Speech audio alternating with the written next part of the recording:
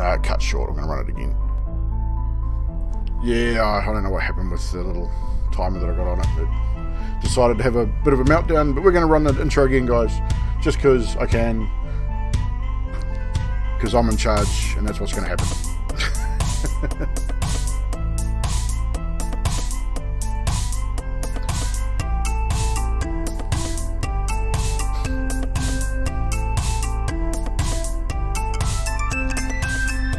I might have to roll the dice, see if Neymaris dies. Oh, insta-death. Oh.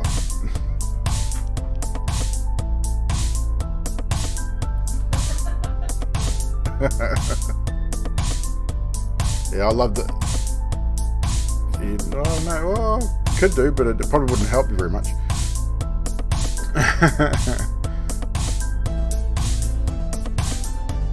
Yeah, the intro, the music was awesome. Like, T.O. Part did a brilliant job with the soundtrack for this, and he did it for me for free, which was awesome.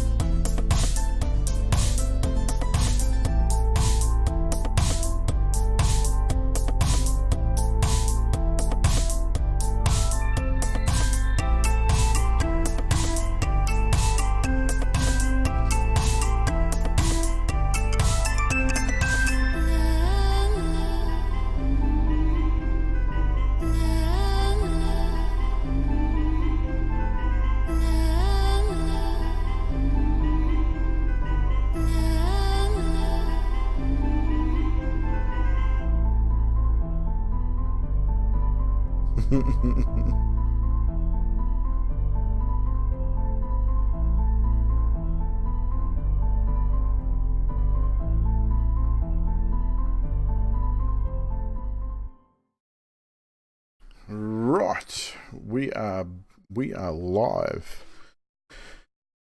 Welcome everybody. Welcome to episode 2 of Paradym Bold, the Ugly Kiwis Dungeons and Dragons campaign. And welcome back to the players. Cheers guys for coming back for the second episode. We are missing one player. We do have a new player that was supposed to be joining us tonight. He is currently not here. I'm not sure what's happening. We can make a start without him. Hopefully he does get here soon. If not, no drama. We can just bring him in the next one. So it's not a huge issue. It's all good. Oh, we could kill him off. I wouldn't do that to him. He's been so looking forward to it too. He's been so excited. A brand new player to the game, so he's never played D&D before. Okay. Unfortunately, he's from the US, so it's like stupid o'clock in the morning for him, and he's possibly fallen asleep. Obviously, didn't prepare too well for being up late. But without further ado, we will do a quick recap on the last episode. So the last episode we saw our team of adventurers, well, wannabe adventurers, all converging on the eldritch city of Valon, which is the capital city of Paradym, to join the Adventurers Guild, the Order of the Black Lion, and be given a task to go collect some bits and pieces. So the team had been tasked by Headmaster Riffin to find and bring back 2 weasel hides and 1 vial of snake venom from the Lazy Woods. The team acquired horses through Neymaris' city guard contacts, and they set off northeast following the road towards Gatton. They camped at the foot of the Howling Mountains the first night without too many interesting things happening, apart from Alessandros deciding to go through everybody's packs, and upon being caught by Neymaris, proceeded to talk her way out of any kind of conflict. They also carried on through their travels. They stopped at a small village to water the horses, and Alessandros, again, up to no good, decided it was a good idea to try and push Het into the water, only to bruise his shoulder on the dragonborn scaly hide. Then throwing mud at Neymaris, who didn't seem to like it very much. Again, not too much happened. It was a little tense there for a moment, but things seemed to settle down. Finally arriving at the area marked on their map, they found 2 giant weasels, which they dispatched relatively quickly. Then they were surrounded and attacked by several snakes, including a giant poisonous snake. Neymaris was ambushed and fell to unconsciousness to the giant beast. Aslan came to aid and quickly felled the giant foe.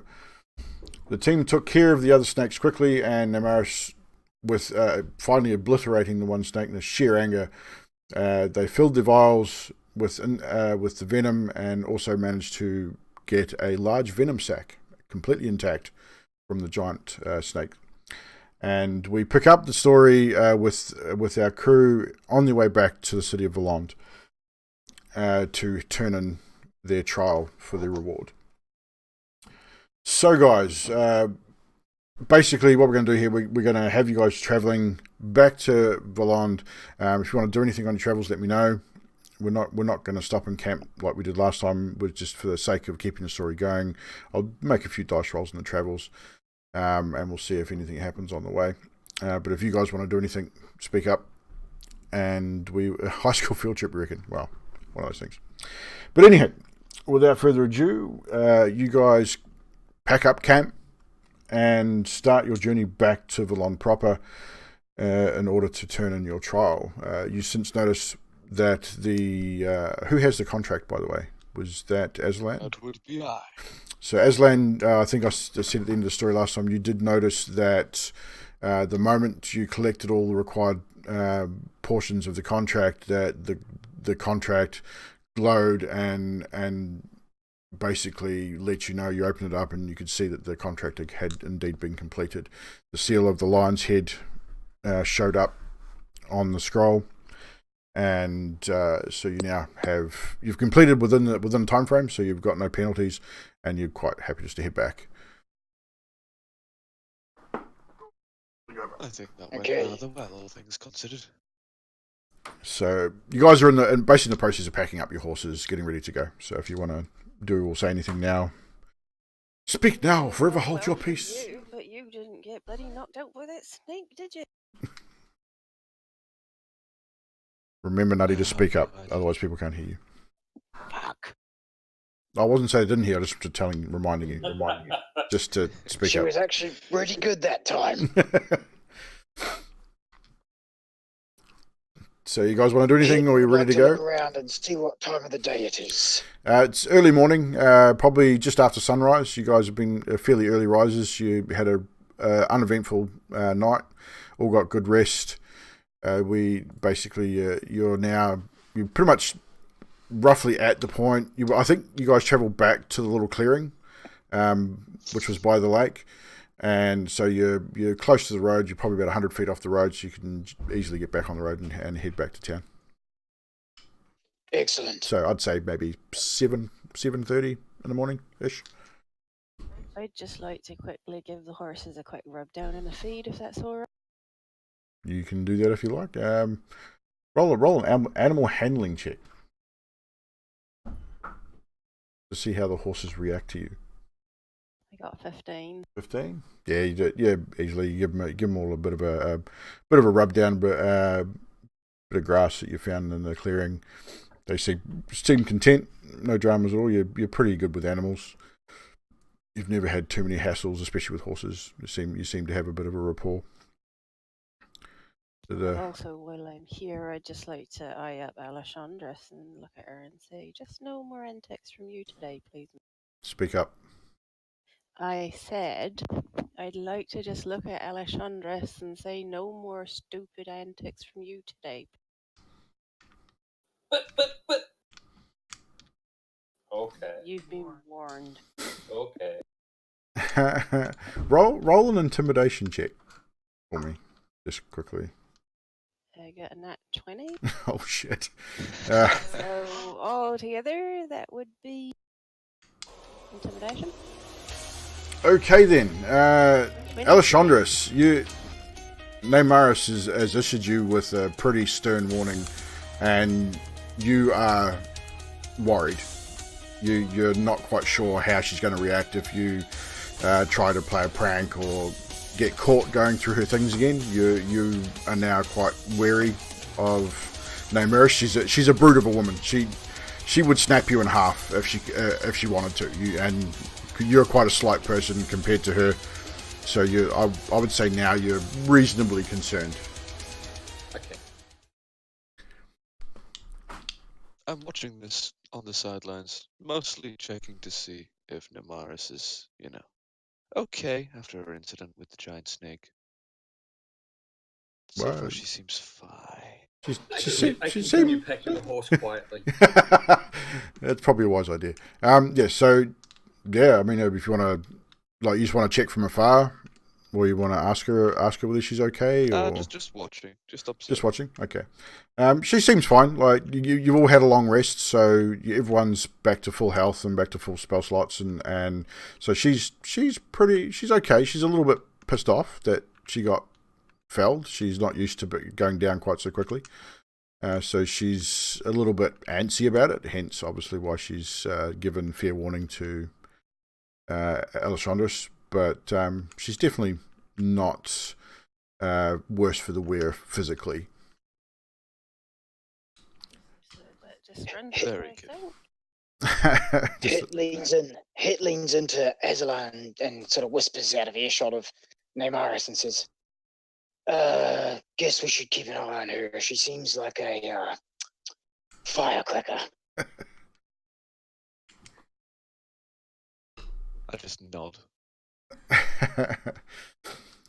So, anything else you guys would like to do before you mount and head on your way back to Valond? And thank you for the sub, Shadow Reaper 96. Appreciate it. Nope, we're all good. So, you pack up your things, you extinguish your campfire, you pack up your bags, you get ready to go, you load up your horses, everyone mounts up, and you're on your way. So just again, for sake of the story and expediency, we'll have you traveling. So you're going to travel for a few hours. For the first part of your journey, nothing much really happens. You see the same sort of stuff as you're heading in. A few merchants along the road, what looks like farmers, things like that in the distance, and you hear the typical wildlife sort of around the place. There's nothing really too much happening in the early morning through till sort of lunchtime, early afternoon. I continue respectfully nodding to everyone. As you do. Aslan nods respectfully to everyone. He's obviously a reasonably friendly dude, and most people respond. They respond with a bit of a wave or a nod, tip of the hat as people sort of pass by. One wagon you notice that you pass through it was a sort of an elderly gentleman with a younger woman at his side, and she sort of gives a bit of a giggle and sort of blushes a little bit with this elven gentleman nodding in her direction as they sort of pass by. But yeah, so as you're carrying on, you're sort of heading into the early afternoon of the first day, into sort of getting now towards the evening. Again, you're now approaching that village that you come across on your travels in the first, where you watered your horses before heading through. Again, quiet village, pretty uneventful. There's a few people milling around. The water trough's still there. If you wanted to stop and water your horses, or if you wanted to carry on, it's now getting around probably 5-6 o'clock in the evening. You might want to stop for a drink or food, or if you wanted to carry on through the night, completely up to you guys. Or if you wanted to carry on to your camping ground, to where you basically camp the first. On your way back, you want to choose the same campground or a different camping ground? Completely up to you. I'm quite comfortable outside. Quite comfortable outside. So we'll carry on. Hit will also ask. He had 2 weasel bodies and 2 snake carcasses he was drying on sticks. Ah, yes. How are they looking? They are looking pretty good. I mean, they've been drying now for probably 12 hours, throughout the day and the prior evening. So they're fairly well dried out. I'd say that if you'd probably need to salt them a little bit. I'd assume you would have salted them throughout your time waiting to head off. So I'd say you're pretty much. He does not carry salt, but he will offer the tasty morsels to the members of the group. There you go. So unsalted dried meat. Into Alessandros. Would you like weasel or snake, Azalan? Can I have a look at the weasel and see? It looks Roll a survival check. Survival check. Yeah. Just to see if you know whether it's good enough to eat or not. What's my survival modifier? So 5. 5? It looks good enough to eat. You're pretty certain it's edible. Reasonably certain. Thanks very much. I'll have a bit of that. Looks good to me. It offers the same to Nemaris. I think I'd quite like to try that snake, please. Give it a bit of a bite back. Happily handed the snake. Give it a bite back. I love it. Thank you. And how about you, Alessandros? I'll have some snake. That's 2 snakes down, 1 weasel down. All right, mark those off your inventory. Yeah, so everyone has a feed. Aslan, It roll. just slams down the last 2 pieces. Aslan, Oh, no. actually, everyone roll a Constitution saving throw. Natural 20. Natural 20. Wow. Okay, so you bite into that weasel and it tastes great. It's the best weasel you've ever had, and it goes down and it stays down. You've got a hardy constitution. You've no problem at all with that. You should try selling the stuff. Gold mine. Holy shit, I think I only got a 10 there. No, not even. Oh, yes, no, The 10. a 10. A 10. Yeah, you bite you keep it down. You got a pretty hardy constitution as well, but you don't like the taste. It's not really what you expected. Chewy. It was chewy and there's a few That's how I bones. like my meat. There was a few bones in it, and those few of those small bones you get sort of caught in your teeth, and it was you didn't like it very much, but it was edible and it was serviceable. Maybe better with mushrooms, actually. Where's the bucket? Quick. What did you roll, Chandras? I rolled a 6. Yeah. I need a bucket. Yeah, Alessandros unfortunately just starts looking really green around the gills and then just vomits and roll a d6 for me, Alessandros. 6. You vomit all over your horse. All over the back of the horse's mane, up the horse's head, and yeah, it's not pretty, and it stinks. It's pretty foul. Because I'm feeling quite nice today, I think I'll offer her my water skin for the horse. And what did Hit roll on his constitution? 16. Yeah, you've eaten 16. You've eaten the stuff before. You're good. You just snap it back. You don't even chew it. You just swallow it whole. It's gone, and I appreciate Aslan's comment. Feels like could sell stuff if maybe we were killing some more. Are we near any water or anything? You've just come through that village. So you could stop at the watering trough if you wanted to stop. You'd have to convince your party to stop with you. That would be a bloody good idea for me. If the party wants to go on, I don't mind. I'll go back with. Well, up to you guys. What do you want to do? Are you stopping with Alessandra so she can clean herself up, or are you going to carry on and wait, let her catch up? I don't move, but I look disapprovingly. Hit stays with Aslan. He does not like the smell of vile vomitation. So, Alessandra, you walk up, you get to the watering trough, and yeah, so you proceed to clean yourself up as best you can. Goodness, woman, It is horse water after all, so it's probably not much better smelling than the vomit. You just vomited all over the horse, but it serves a purpose. I just look at her and go, "Excuse me, lady." No, a bucket. No, just a trough. Just the trough. You get your head in there. I've seen better nights out with the guard. Oh crap! I dropped a dice.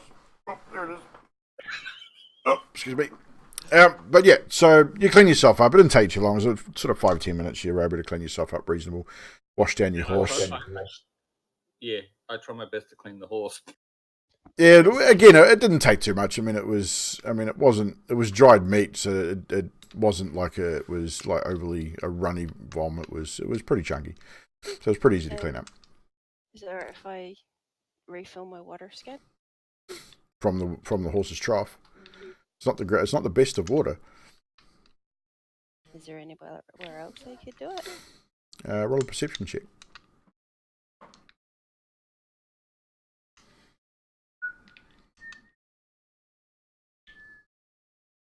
We got 18. Yeah, you look around and you see a one of those hand pumps next to the little stable, which is not too far from the trough. Is one of those little hand pump water dispensary things. You can go over there and refill your water skin if you so wish. While I'm doing it, I'm looking at her going, do you think you might need to do the same with yours? This is a bit fresher water over here. Yeah, all right. Okay, so you guys clean yourself up. You fill your water skins. You're pretty much sorted. So you mount back up, and you. By this time, it's probably nearing on dusk. So the sun is starting to set. The sky now is sort of going into that real orangey, sort of reddy orange, purpley sort of colour, ready for the night to draw in. So up to you if you want to carry on for another hour or so before making camp, or you can make camp just outside the village, or you can ask at the village to spend the evening if you so wish. Completely up to you. Keep going. Yeah, keep going. Catch up with the boys. They haven't travelled. They're sitting on their horses waiting. We stopped and waited. They're waiting for you. They're not too happy about waiting. Well, Aslan looks like he's a little upset. Blinked. He's just staring at Alessandros, unblinking and very disapprovingly. Like almost like a disapproving dad is that kind of look. It's like I'm not upset. I'm just disappointed in you, kind of thing. Got the fact that I threw up my food. Wow. It worked really hard on that snake. Well, it did spend a day and a half drying it, I suppose. I wouldn't call that work so much, but no, nonetheless, it was wasted.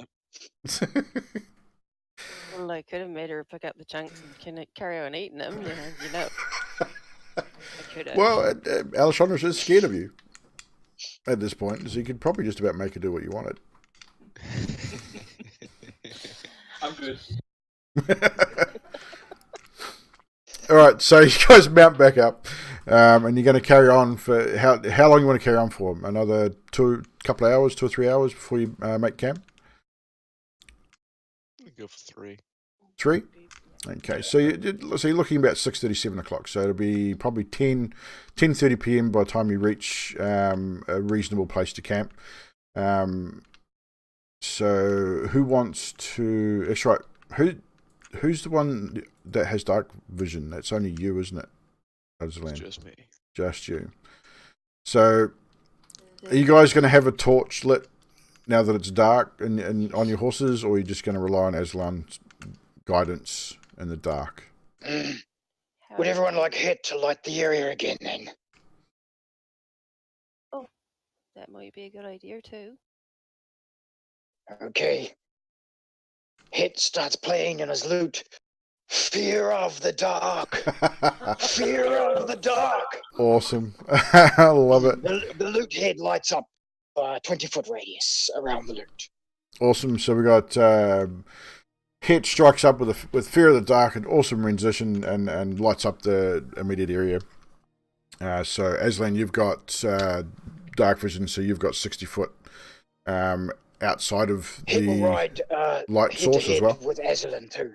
Yep. So you've got that 60 foot of light source plus the 30 foot of light source, and then 30 feet after that of dim light. So you find a camping spot pretty easily. You've been this way before. You know sort of roughly where sort of things are on your travels, so you quite easily pick a camping spot and set up camp for the evening. We will do a camp scene here, so who wants to set up camp? You make a shelter, or actually you probably don't even really need a shelter now. It's pretty clear sky, so there's no chance of rain. The stars are out. It's probably not quite a full moon, probably a 2/3 moon, so it's reasonably lightish. For you Aslan with dark vision, you'd have no problem seeing. So Well, it's up to you whether you want to have shelter or not. Just setting up a camp. Who would like to aid me? I can do that with you if you like. Thank you, Lady Namaris. I shall have a look and see what I've got going on around. Do we have some wood and things? Roll a perception check for finding tinder, firewood for setting up the campfire, and then roll a survival check to see or how long it takes you to light the fire, or if indeed you light the fire. Excellent. I'm having a look for the timber at the moment. That is a 13. With advantage because you're having aid from Namaris. That is a natural 20. Natural 20. Well, you easily find tinder. You easily find the tinder in the wood. There's plenty of branches and that, plenty of ground cover. There's like pine needles and so it's been fairly dry. It hasn't rained recently. Didn't rain last night, so everything's fairly dry. So that's not a problem. So you find up a good stack of firewood and you set up your campfire. So you got your rocks and you've set up your fire. And now roll your survival check for your fire starting. That is a dirty 20. I rolled a 19. Dirty 20. No problem at all. You have no issues. Do you have a tinderbox at all? I actually do not have a tinderbox. However, I know how to rub 2 sticks together in the wild. Well, with that survival check, nat 20, yeah, you got no problems. You craft a bow and get everything. 20. You got a natural 20 on your perception though, so you're able to find the right type of sticks and craft a bow and you start the fire without too many hassles at all. So before too long, you got a roaring fire. With Namaris' help. With Namaris' help. So you guys are all sitting around the campfire. It's a roaring fire. It's going really well. So who wants to take first watch? I'll do that. I volunteer as tribute. So Aslan and Namaris take first watch. Het and Alessandros, you guys take a little while, but you doze off to sleep. And since the fire's going, Het extinguishes the light upon his loot. No problem. Light extinguished. Plenty of firelight there. It's a good fire. So you guys, can you both of you roll a perception check, please? Aslan with advantage and Namaris with disadvantage.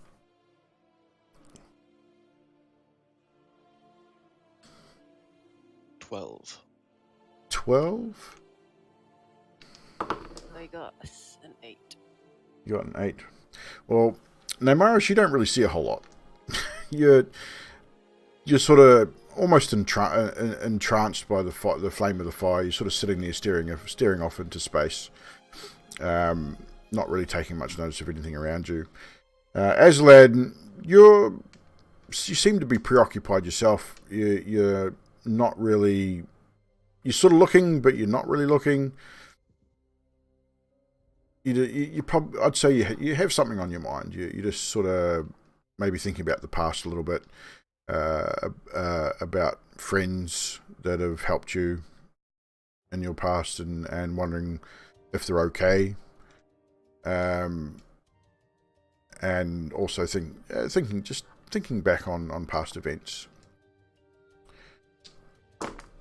But time passes. Your watch goes on without too much happening. Time passes. I stand, find a tree near the edge of the light, lean against it. Yeah. Looking dark. Yeah, Namaris doesn't really notice. She's completely in a daydream. I'm just looking into the firelight going, Yeah. Right, this is pretty. Better put some more wood on that, I suppose. Right, so you guys' watch comes to an end. You wake the others. Reasonably uneventful. Usual noises you hear in the wilderness at night. You get a few owls hooting from time to time, the occasional howling of a wolf in the distance, a few growls and that through the night, which you'd assume would be some form of large cat or dog. You're not quite sure.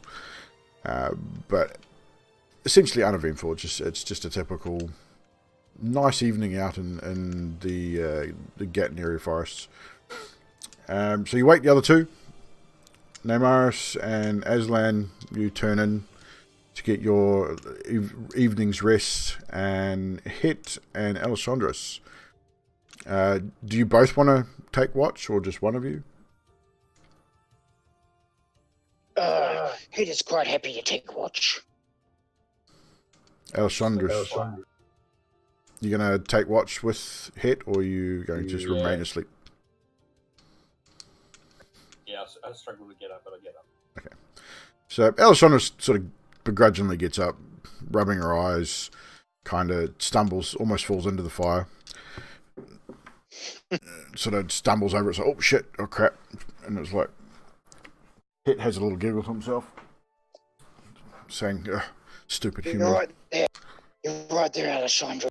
Bit clumsy, eh? I hate mornings. Well, it is morning. I mean, you're probably looking probably 4 o'clock in the morning, 4:30 in the morning-ish. So it's definitely morning. It's like early morning. Again, so I'll get both of you to make perception checks, both with disadvantage, because you've only got the firelight.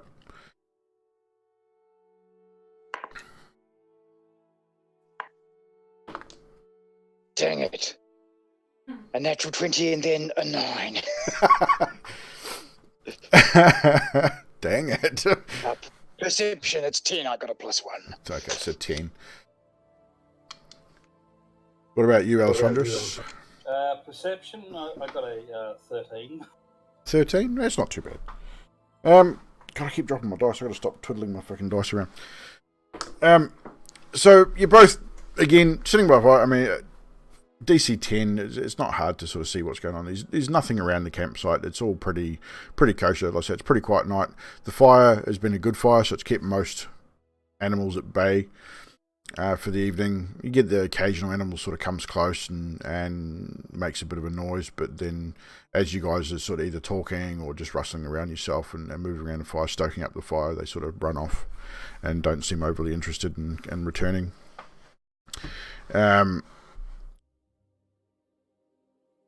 Yeah, so that pretty much completely uneventful evening. The morning comes, the sun comes up, and you wake Alessandros. Actually, you wake the other two, Namaris and Aslan, from their slumber. Up to you how you decide to wake them. I'm just going to find this dice, so you guys can decide how you're going to wake those guys up. I'll go wake Aslan. You can wake.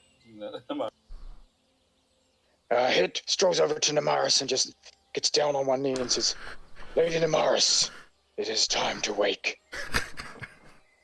I roll over and open one eye and look at him, and it's like, oh right. That girl better have not gone through my stuff overnight again. I did not see anything.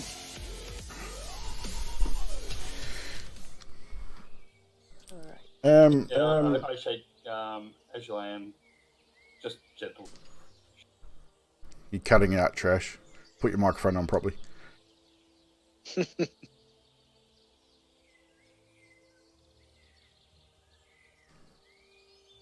I shake Aslan gently. You shake him gently. That's better. You both. Well, you shake him gently. I immediately wake and grab a hand axe and turn. I call my penis Aslan.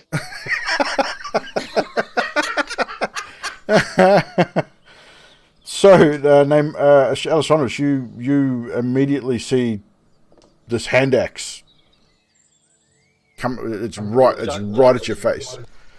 Jump back. Probably acrobatics, maybe. Yeah, right. Actually, yeah. Roll. Actually, no. Roll a dexterity save.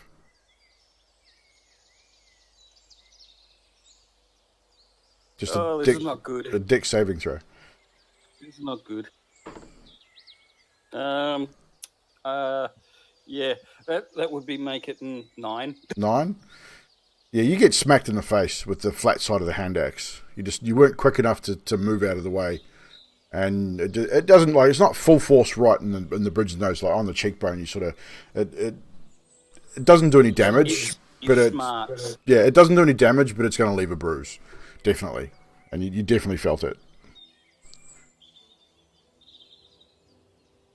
Does Hit Neymar see this? I was just about to ask that. Yeah, well, you're all right there at the camp at the fire, so you guys would see it happening.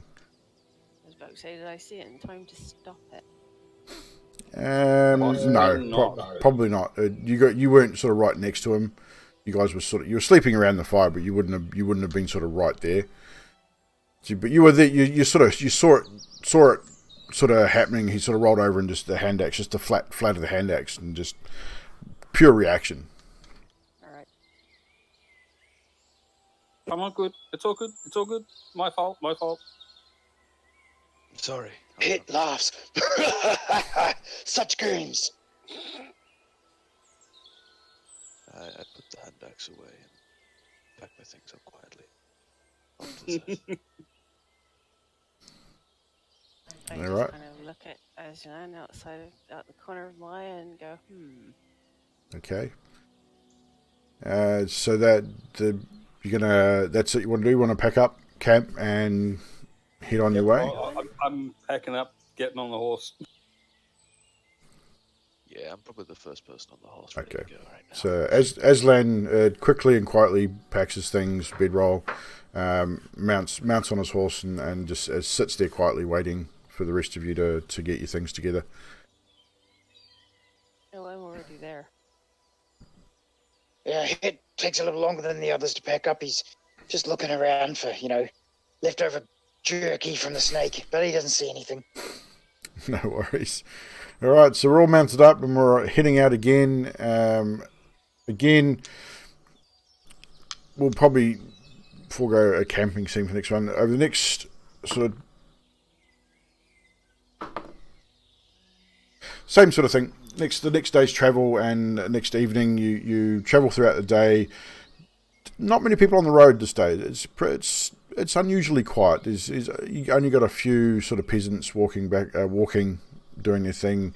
Nothing too out of the ordinary, but there's just not as much traffic on this road as there normally would be, being that it is a main road in the Howling Mountains area.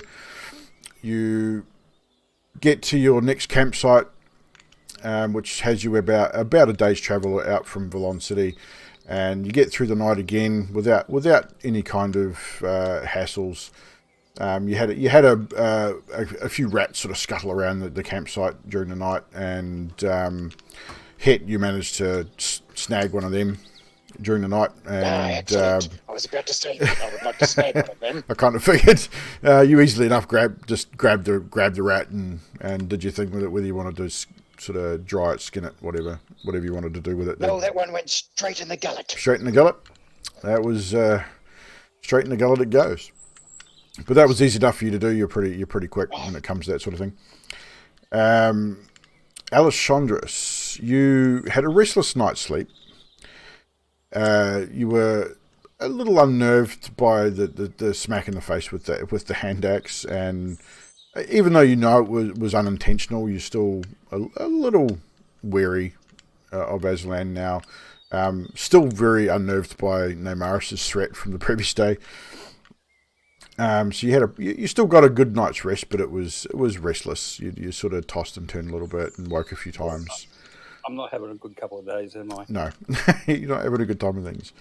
Neymaris, upon falling asleep, you find yourself falling into darkness. You are frightened for a moment, but then you feel strangely safe. You find yourself floating, almost walking on a vast sea. A voice comes to your mind, soft and strangely familiar, yet not a voice that you've heard before. Our name is Ashana Kortash. Our lives are bound. I am you. You are we. I Then think I might wake up. you start feeling your rage build inside your blood starts to boil and starts to really settle out, and it feels good to you, because you even though you don't like that feeling, at the same time it's quite euphoric. It's a feeling that has happened on a number of occasions, and it's an oddly good feeling, but not good at the same time. Can I get you to roll a wisdom check for me, please? 1. You got that one. You wake. You sit bolt upright. You wake up and you sit. You're sweating. You feel that rage still. It's dissipating, but it's still there, and you're just unsure of what exactly just transpired. You sort of shrug it off and as maybe just a dream, and sort of roll over and go back to sleep. It takes you a while, but you do eventually find sleep again. Although again, a very restless sleep. You're not quite, when you wake in the morning, you're not quite fully rested. You're just not quite yourself. So as you guys wake in the morning, you notice, the first thing you guys notice when you're packing up camp is you notice that Namaris looks tired. She doesn't look like she's had a good night's sleep. Alessandras, not quite as bad, but also looks like she's had a pretty restless night. You obviously you stoke up your fire, your campfire thing. You have breakfast, whatever you're having for breakfast. Whether it might be another live rat, I don't know. Up to you, Het, if you can find one. Is there anything else around to grab? You've still got rations. I mean, you guys have got your rations. You've still got water skins. If you want to go for a hunt for breakfast, you can have a bit of. Mushrooms around. You want to investigation check.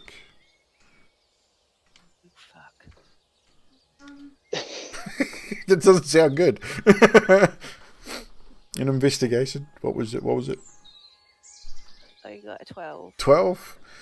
It takes you a little while. It takes you about 10 or 15 minutes, but you find a few sort of scraggly looking mushrooms. They're not pristine mushrooms. They're wild ones.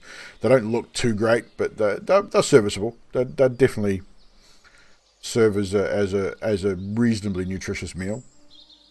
I think I might check a couple in my pocket for later. Okay, you can do that. Mark them in your inventory or in your notes. It just has rations. Just It rations? has rations of dried meat anyway. Cool. So, anyone else? You just going to use rations, or you're going to look for something else? Nibble lightly on some rations. Some rations. Likewise. Awesome. So we all have a bit of a feed in the morning, have a bit of drink of water. Again, just to extinguish the fire, get ready for the day's travel. So you're about not quite a full day's travel, so you're probably going to be hitting the city of Valand pretty much right around dusk. In your travels, you do come across a travelling merchant who is waving at you guys on the road. He's sort of trying to wave you down. It's waving back. Do you stop? He's like, hey there. Would you mind stopping for a moment? Do I recognize this guy from the city? This is probably about halfway, but halfway. It's not. He doesn't look like anyone you like any kind of travelling peddler you've seen in the city before. So he's not. Doesn't look like he's actually from the city. He's just sort of halfway between where you were and the city itself. Oh, right. So Hit would like to stop if that's fine. I don't mind. I'm a bit I wary. agree, that's fine. What about the rest of you, group? Around. What was that, As Aslan? much as I want to help this guy, I'm going to have a look around. You're going to look around? So, for anything in particular, or just a general perception? Let's see if there's anything that I may perceive as a threat. Okay, so general perception check. A dirty 20. Dirty 20. You have a bit of a look around. You sort of ride up to the gentleman. You sort of ride around him in that real defensive sort of thing, looking down at him and looking around. looking off to the trees beside the road. You notice he's got a small sort of hand-drawn cart there with a few sacks and bags and stuff on there. Nothing else sort of catches your eye. Nothing really stands out as being unusual. He seems friendly enough. He watches you and sort of says, "G'day, sir," as you sort of ride up to him. So yeah, you don't really see anything untoward. I ask him, how can we help? It's a good day, sir. I'm just a travelling peddler. I was just wondering if you would like to have a look at my wares. I just travel these roads up and down and sell to whoever who wants to buy it, really. I mean, we have a range of different things. Rations, some small potions here and there, nothing too flash, but just wondering if you might like to purchase anything today. Do you Hit dismounts the horse. Yeah, how far away from him do you dismount? Oh, just back a bit. I'd get off the horse and sort of lead it closer to his. I assume he's like peddling a cart. Well, his cart's off the side of the road a little bit, so he's sort of standing right on the side of the road, and his cart's probably 10 feet off the road. Just obviously so it doesn't get run down. Like if anyone's running through with carriages or other bigger carts, he doesn't get run over. He's sort of just he's almost like he set up a roadside stall kind of thing. Yes, so Hit pulls over to the side and just dismounts, maybe 15 feet away 15? As we sort of near to him, yes. Okay. I notice Aslan looking, do I? Yes, yeah. Aslan has definitely not made it unnoticeable that he is being very wary about what's going on. He's still mounted. He's sort of circled the peddler and had a good look around, making sure. Obviously, it looks like he's looking for any kind of threat. It's reasonably obvious, almost military in style with what he's done. Since he's looking, I guess I'd notice. I stop just to make sure it's cool with the team. And sorry, Neymaris, I interrupted you. Oh no, you're fine. I was just gonna see if you had any bacon. Bacon, you say? Well, I don't have any bacon, but I do have some dried pork.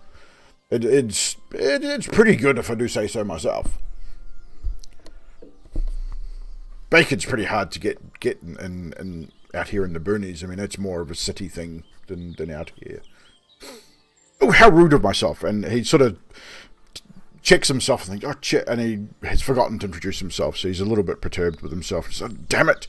And he says, "I'm so sorry. I should have introduced myself first. My name is Josham Peddler. Unfortunate name for a peddler, but it is what it is.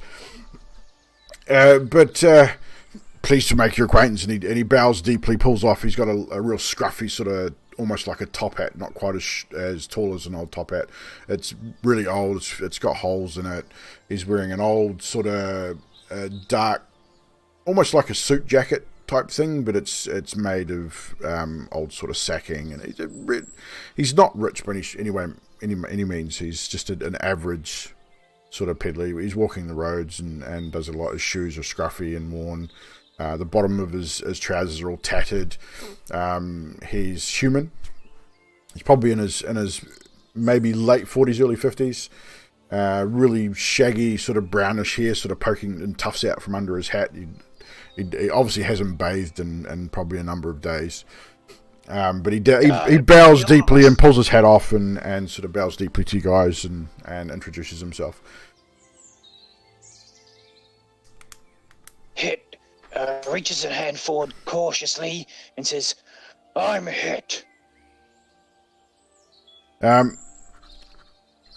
Josham is a little intimidated by you. He sort of hesitantly as he comes back up and sort of sees you right there and sort of stammers a little bit and sort of very gingerly reaches out his hand and sort of almost like that dead fish kind of handshake, because he's not quite sure. He hasn't seen many Dragonborn, and he's a little bit intimidated by you, but he's sort of okay, but he's sort of you can tell that he's a little worried. Please, to make your acquaintance. Don't worry, they're quite fine. They won't bite. he has a little bit of a chuckle at that. But he's visibly sort of unnerved by your presence because he's quite short. He's only about 5'5", 5'6", and obviously being a dragonborn, you're quite substantially taller than he is. I might just wander over and look down at him and say, well, hello. He looks up at you and goes, "Oh my word, you're a tall one, aren't you? Right. Did you want some of the dried pork, or you were specifically after bacon?" Well, I quite like the idea of bacon, but dried pork sounds okay, I suppose. Hey, how much would you like? I have probably 5 or so decent sized pieces of good dried pork. It's good and salty. More or less a jerky. I'll I mean, take them on. you take them all? Really? You take them all? Oh my word. I've never sold the whole lot before. Let's say 2 gold for the lot. 2 gold? Oh, I don't see why not. I don't really have any clue about I flip a coin over to 2 gold over to the merchant. And he goes to catch it with one hand and fumbles it and just drops it on the ground. So, damn it! And then sort of scrambles on the ground, picks it up.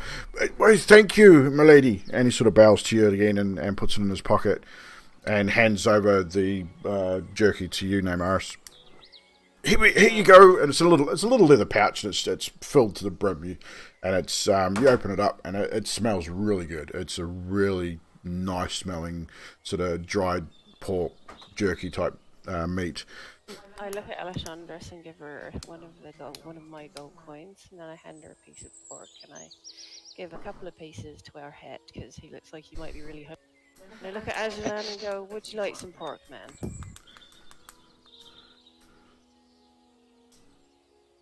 I'm too busy staring off in the distance. Probably need to make a check to see if I notice. So I go over and poke him in the arm. Hang on.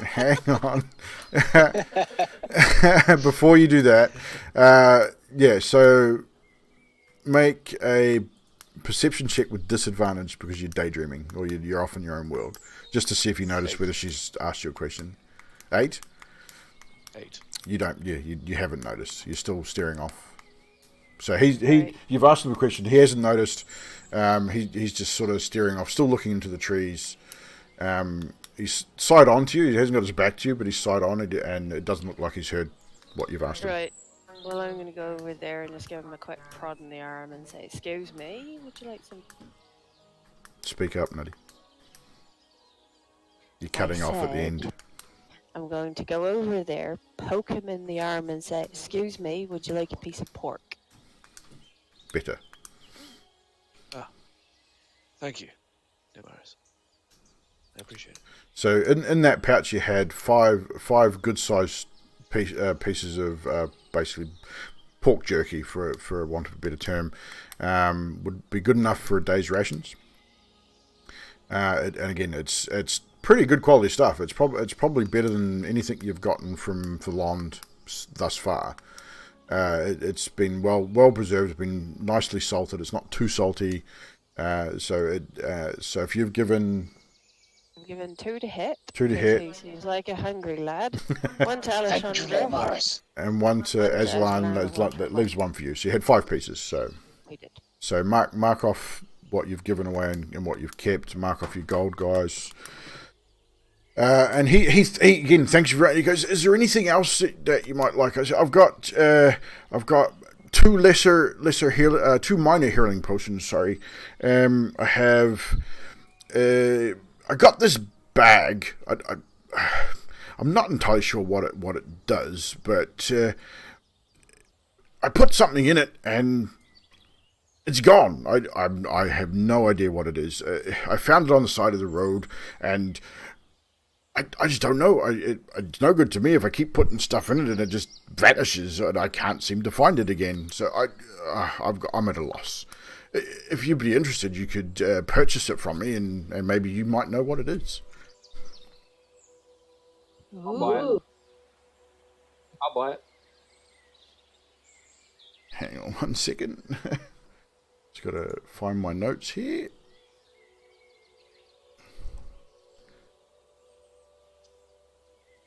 Am I able to do a knowledge check? A knowledge check on what? Bag. Well, do you want to have a look at the bag? You want to purchase? So you want to purchase the bag from Josham. Josham says, well, I'm not even entirely sure what it's worth, but it's a fine bag. I mean, it's. I'll just get my notes and I'll tell you exactly what it looks like. 1 second. And it kind of looks like a saddlebag, but it's really finely made. It's got a shoulder strap on it, which looks like to be adjustable. It's got a buckle with pretty much like a belt. So you got a buckle with the tongue on it, has all the holes in it, so you can adjust it. It looks like the straps are adjustable, could be used as a backpack as well as slung over the saddle horn of a horse, or the straps could be used and over the edge of a saddle to turn it into kind of like a saddlebag as well. It's made of very fine leather. It looks almost brand new, but as you said, as you inspect it, you open it up and it's empty. And he goes, here, look, and he grabs just a rock off the ground and he pops it in the bag, and then opens the bag and says, look, it's gone. I don't understand it. Complete mystery. Well, let me tell you what's wrong with your bag, sir. Well, yes, Master Dragonborn. I mean, you guys can purchase it. I mean, I'd take, I don't know, 100 gold for it, maybe. It's a fine bag. 100 gold for a bag with a hole in the bottom? I don't think so. Would you like to inspect it for a hole in the bottom? No. I personally would like to buy some rations. Maybe a health potion. The health potion is I got the health potion, yes, for sure. 5 gold for the health potion. Bah! 3 gold. Roll a persuasion check. Oh, persuasion. Cheers, Reaper. That'd be good. 18 plus 5, so 23. 23. He sort of ums and ahs, and he goes, oh, well, 4 gold and it's yours. 4 gold for the health potion it is. Well bartered, my friend. So, and how about those rations? Another gold will give you 5 days rations. I will take that 5 days rations for the extra gold. Thank you. So mark off 5 gold and mark on your inventory a minor health potion, which is the 1d4 plus 2. Excellent. I shall do that. And mark off your 5 gold. Now, who was inspecting the bag? Was that Alessandra? She wanted to have a look at the bag? Yeah. Okay, so roll a investigation check on the bag. Yeah, it's just a bag. What did you roll? I rolled 5. 5. It's a bag. It's a really good bag. It's definitely empty. Like he shows you put your hand inside and you can feel the bottom, and it's got a couple of little pockets on the inside, and there's nothing in there. But it's a real fine bag. I mean, for all intents and purposes, it's probably worth 100 gold. It's a really good bag. Yeah, all right, do it. You want to buy the bag? Yeah. Okie dokie. You want to buy it for 100 gold? Yeah, why not? Okay. So you purchase. He mark off 100 gold. He goes, oh, thank you very much. I hope you have better luck with it than I do. I mean, I've put a few bits and pieces. I put a couple of healing potions in there, and they just freaking vanished. I was going to put a lot more of my inventory in there, and it's like, I thought, bugger that. I mean, I'd lose all my inventory. I'd be broke. But you're welcome to it if you can figure out what the hell it is. And so mark off 100 gold, and take the bag. You don't know what the bag is yet, so I can't actually give you the sheet for it. But good. mark in your notes that you have a saddlebag. We'll call it a saddlebag for now. But you've noticed there's something definitely strange about it. I mean, obviously, there's something strange. I mean, things going in it and disappearing, there's something odd about the bag. Because you asked about making a... ex-wife you need to remove.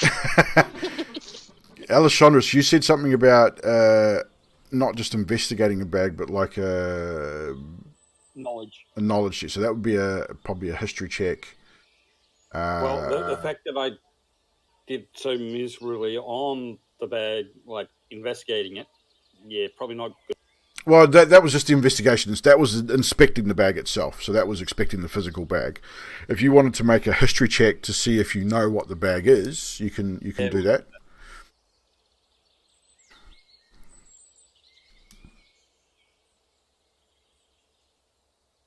That's 17. 17. You're not 100% sure exactly what it is, but you have heard of certain bags through your travels and your readings in the couple of cities that you've been into about bags with magical properties, bags that can hold more than the average bag. You're still not 100% sure whether this one is one of those bags. You wouldn't know unless you obviously had it identified or had it checked out, but you're pretty certain that it sounds very, very similar to a magical bag that can hold a lot of things. So worth 100 gold. Very much worth 100 gold. I mean, it's probably worth more than that, but you've probably got yourself a really good deal. So you're gonna, I mean, are you relaying this information to the group, or are you sort of keeping that to yourself?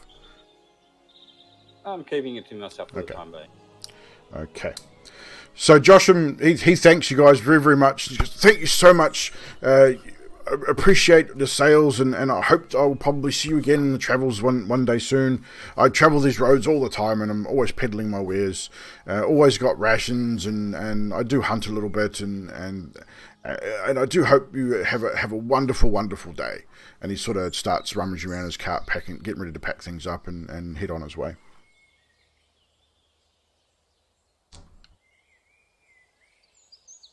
How long do we have before we have to get these horses back? Well, the horses you can use indefinitely. As your former city guard, and the fact you've got the writ, obviously you're going to have to change them out because they do get tired. But you've got the writ permanently. You can go to the city stables and get horses whenever you need horses. Thank you. So, but yeah. So, what are you guys going to do? I mean, he's packing up. You guys want to carry on towards city Valon proper? I make for the road. Make for the road? Well, you're pretty much still on the road, on the side of the road. So you travel, you carry on, you get back on the road, and you're heading towards the city of Valon, and you pretty much make it there right on about 5:30, 6 o'clock. So right on dusk, yes, you get to the city gates. The city guard post there, you start seeing it's like the sun's just starting to go down, so you can, as you're sort of getting to the city gates, you notice that there's guards running around and lighting the city torches. Like you got the torches throughout the city that need to be lit by hand, so there's guards running around doing that. You get to the stables, you hand your horses back into the stables. The stable boy there, the two stable boys, they sort of run up and eagerly greet you and, hey mister, we'll grab those horses for you and put them back in the stables. And basically they water the horses, they take the saddles off, they brush them, they care for them, all that sort of thing. It's all done at the cost of the city, so you don't have any other cost to you guys for that. So you can. Het would like to ask Alessandros a question. Go ahead. He leans over and sort of whispers and says, Alessandros, how quick are you? Do you think, as those guards are lighting those torches, you could look round and put them out?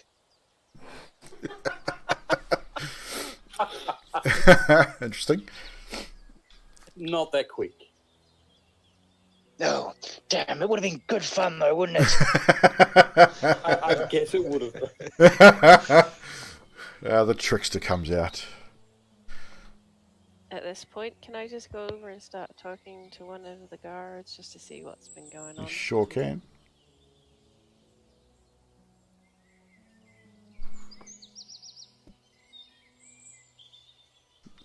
You going to say anything, or are you just going to stand there looking at him? He's looking at you. You walked up to the guard, and you just stood there, staring into space. And the guard, he's sitting there. He's there with a spear and a shield, sort of standing at the city gate, and he's got his helmet on. He's sort of looking, and he's sort of looking at you, looking at the guard next to him, looking at you, looking at the guard next to him, and then goes, Sorry, I had a bit of a cat night last night, and but tired today. Anything exciting been happening in the city since we left? Oh, Neymaris, he's a little bit. He's okay. He's been with the guard a while, and he just recognised you because he's not used to seeing you outside of the city walls for one. Oh, Neymaris. Oh shit. Well, no, it's been pretty quiet actually. There's been a few minor robberies that we've had to deal with, and nothing too untoward. It's been a quiet few days, really. I know we've got the Brawler's Cauldron is coming around again, and we all know that how you enjoy trying to smash people's faces in. I mean, you're not the champion. I mean, you've failed a couple of times, but it's coming around again. If you would like to join, maybe inquire about re-entering and trying to win that once more. But no, apart from that, it's been pretty quiet. Right. Alright, thank you. We're just gonna go and... I don't know what these fellers want to do, but I'm thinking food. No problem. I'm glad that you made it back okay. First adventure outside the city walls. It must have been quite an interesting jaunt into the forest. I nearly died. Wait, what? You? I nearly died. And he sort of looks in and sort of scratches his head and goes, "You nearly? No." You sort of can't believe it. I mean, you're such a big thing. I mean, and the whole time you were in the city guard, you never once fell in battle. You were always sort of right in the face of things, and generally just coming out. You come out on top almost every time. You never. The problem ever was fell. she'd never seen a snake that big before. Were you there with her? Were you? She was probably about 10 or 15 feet away. So did you yell that from where you were? Yes. The guard sort of looks over and goes, "Well, quite right," and has a bit of a chuckle to himself, and turns to his mate and goes, "Oh, you probably don't remember. You probably don't know Neymaris, but she was former city guard and probably before your time. But damn fine soldier, this one. We used to call her Neymaris the Blood." Oh, and then he turns and looks at you. And sort of remembers himself and thinks, "Oh shit, okay." I seem to have a bit of a cough. I'm so sorry. But anyway, where are you headed off to? Are you going back into to see the captain, or back to the guild, or? I don't know. I'm following these fine folk for the moment. I wouldn't mind finding somewhere to get a drink, to be honest. Well, you know where everything is in town, so I wish you good evening, and hope you all have a fine evening at that. Just make sure you stay out of trouble. And he gives you a bit of a nudge with his elbow, and has a bit of a chuckle. Did I catch what he was going to say? Roll a perception check. Or No. You just didn't quite. He stopped himself just in time, so that you didn't quite catch what he was on about. You rolled some shit rolls, man. I was kind of hoping you rolled a decent roll. I can throw the bloody dice at you if you like. You might get hurt. But yeah, so no, you didn't notice at all. So you guys head through the gates. Where are you going to head first? You've got. I mean, obviously you can go back to hand in the trial, or you can wait till the morning. I'd like to get the trial over and done with. You want to get that? Well, the guild house is open 24/7, so you want to head back to the guild. guild? Okay. Yes. So it Takes takes. agrees with Alessandros and Azalan that getting the trial back and starting the next one is definitely of importance. Okie dokie. So you guys head on. It takes about 40 minutes, but you're wandering through the streets and sort of just. There's not many people around. It's sort of around 6:30, 7 o'clock. So most people are either at home having a meal or at an inn. There's a few guards roaming around. A few people on the streets. No one really overly important. Oh, excuse me. You do get to the guild house. You bowl on in the big double doors. You sort of walk on in there. Jeremy, the servant that you guys dealt with when you first entered the guild house, he's mulling around. There's a few people sitting around the guild house having a meal, because you guys can stay at the guild hall and eat and drink there. There is a bar. There is basically a chef there that does cook for guild members, and as initiates of the guild, you are entitled to that also. But Jeremy sort of turns as he hears the doors and, welcome back. I'm glad to see you've all made it back in one piece. Would you like some food or ale, or you not staying, or Both. both? That would be wonderful. Both would be good.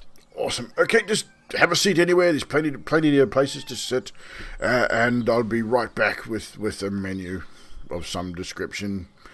We only have kind of two things available anyway: meat or meat, ale or ale. Up to you. Yeah.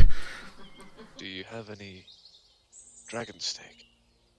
And he as soon as he hears dragon steak, he looks immediately at Hit and sort of says, no, we don't. It's pork and beef. Hit gives Azalan a wink and does a big Cheshire grin. Baring all his teeth, scares the crap out of Jeremy. He's like, ugh, and just toddles off to the kitchen. So he's going to bring you just a meat platter. He's going to bring you a bit of everything.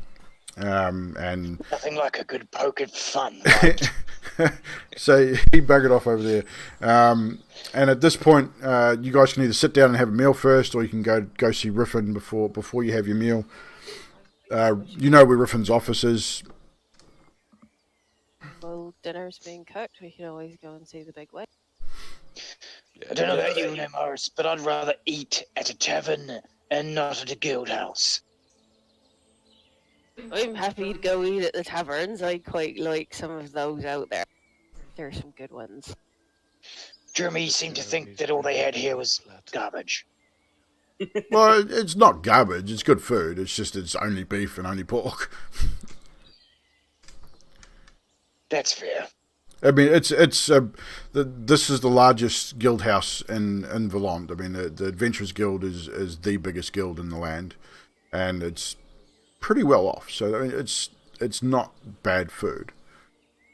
Ale and ale does not sound like whiskey, though. No, ale's the only drink they have at the guild house. They don't have hard liquor. Well, I'll follow the team, but at some stage we'll get something decent from a tavern. We will. I think it'd be good practice to dine with our future comrades. I'm just looking at Hit and going, do you actually eat cooked steak, friend? No, I do not. You best ask for it rare before they bloody barbecue it then. Yeah, pretty sure Jeremy's gonna cook that. Yeah, I'm pretty sure Jeremy's gonna cook it all too. It's all right. I'll wait. All right. So you guys gonna go talk to Riffin? Yeah. Okay. So who's gonna knock on the door? I'll knock on the door. So Aslan, you come on the headmaster's door, and you sort of hear a bit of a come in, and you open the door, and in walking, and there's Riffin. He's in the half orc headmaster. He's sitting there, sort of leaning back on his chair, he almost looked like he was half asleep.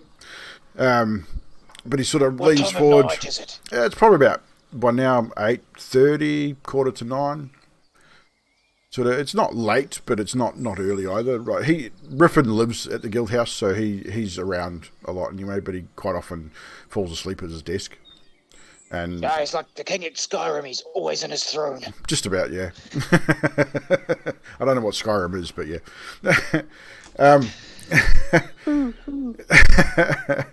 But he sort of sits up and goes, the initiate's return. And as I see, the contract has been fulfilled. The moment you fulfilled the contract, my contract also bears the guild seal. So have you the bounty that we needed to complete this contract on handed over? He's eagerly wanting to see the goods. So who had the bag containing the hides and the venom? Is that not Aslan? I don't know who took the bag, to be honest. I can't remember. Oh my God, did we bring the bag with us? I hope you did. Yeah, it's either at or Aslan. I believe it was Azalan. I think it was Aslan that had it. I believe it was Aslan also. So, do you hand over the bag? I do hand over the bag. So, Griffin sort of grabs it and goes, "Oh, awesome!" And he opens it up and sort of rummages through it and pulls out the vial of venom and sort of holds it up to the candlelight. Oh, that's some pretty good venom there. It looks pretty potent. Puts that down and the weasel skins, pulls them up again, inspecting them against the candlelight, make sure there's no holes or anything like that. He goes, "You've done well. And grabs into his drawer. Trust him to say, yes, we even got a little extra. Extra. There's the extra giant venom sack on the table. Is it in a bag, or are you just going to plop it on the table as it is? Just plopping it on the table as it is. Splush! And he goes, "Oh, wow, that is big. Is that what I think it is?" He sort of picks it up, all gooey, and goes, with that, we could give you a bonus for that." And he sort of yells, "Jeremy!" And a minute or two passes and Jeremy sort of toddles in. "Yes, Riffin, you called."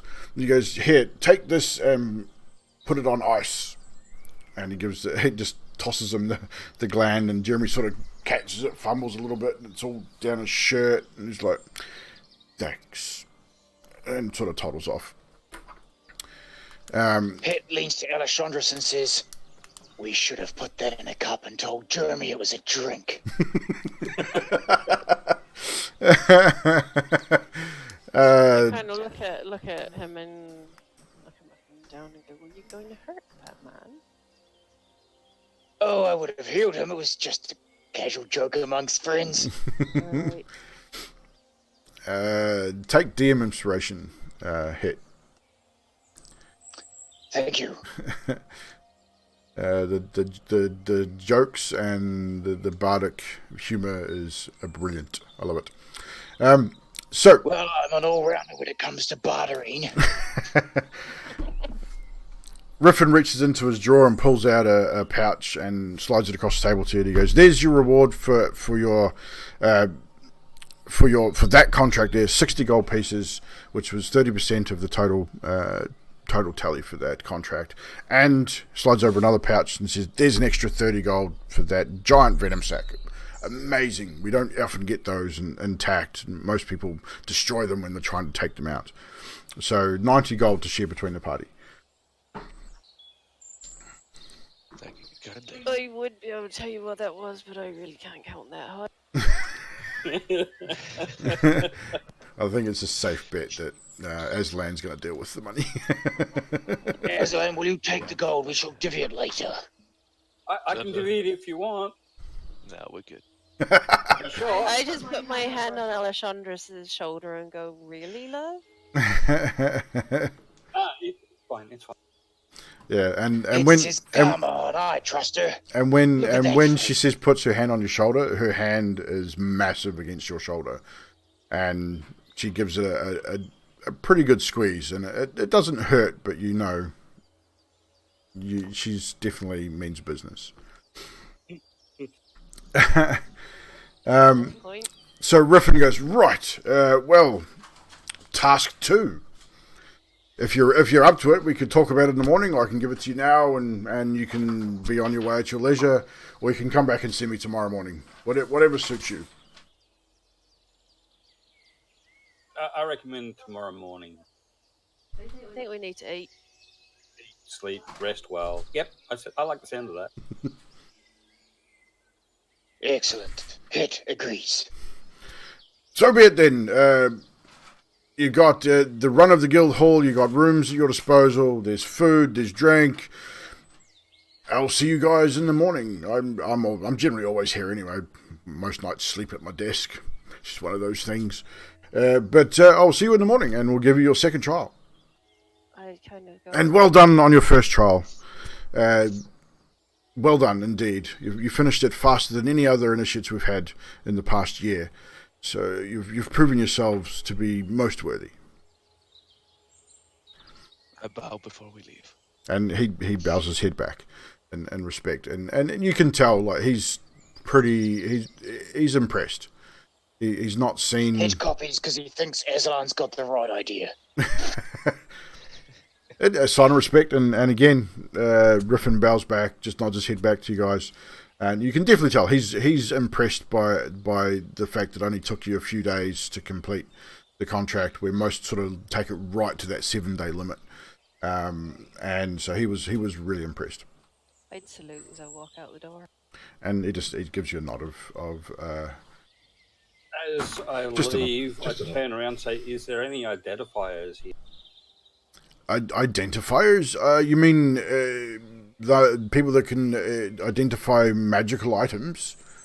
Yes. Well, not in the guild hall today.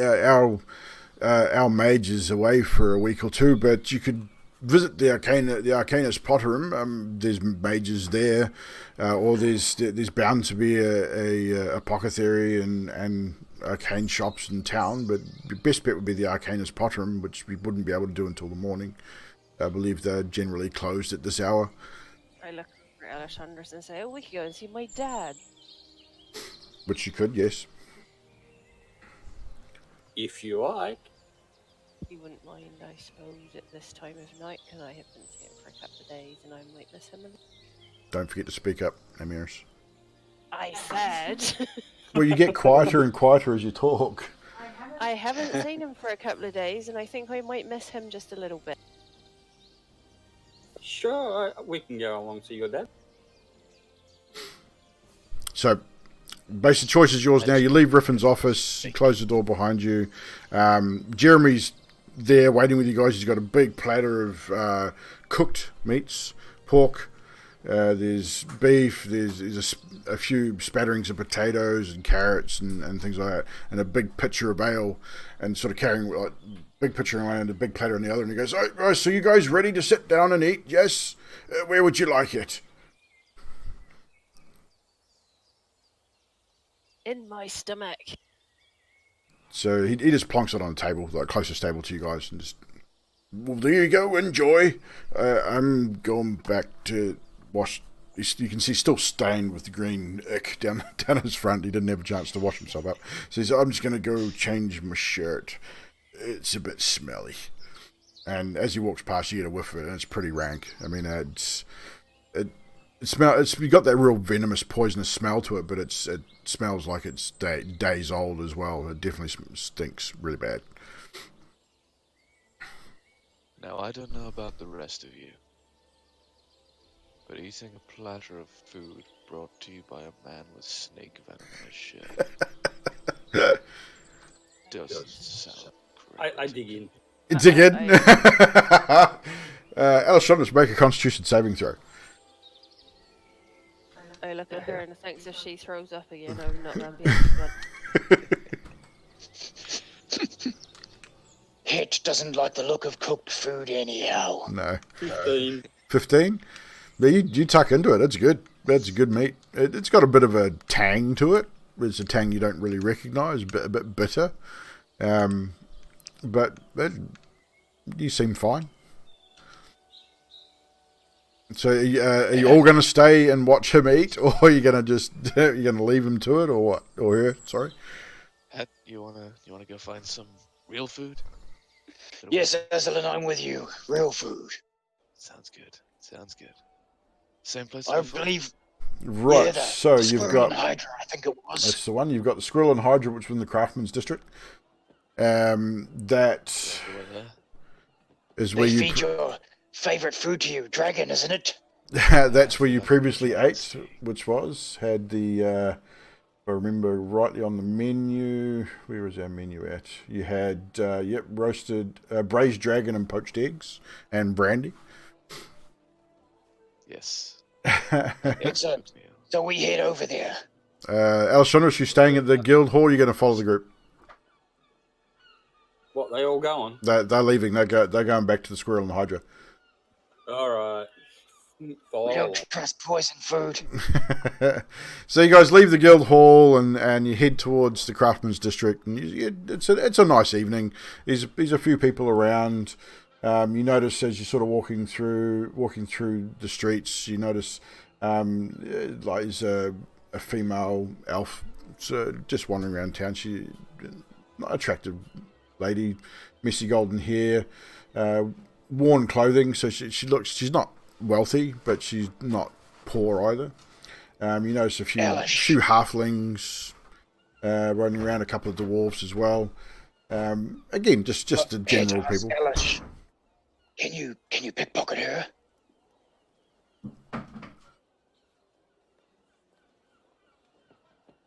Alessandro. I'll give it a shot. You give it a shot. Yes. Roll a stealth check. Actually, roll a stealth check.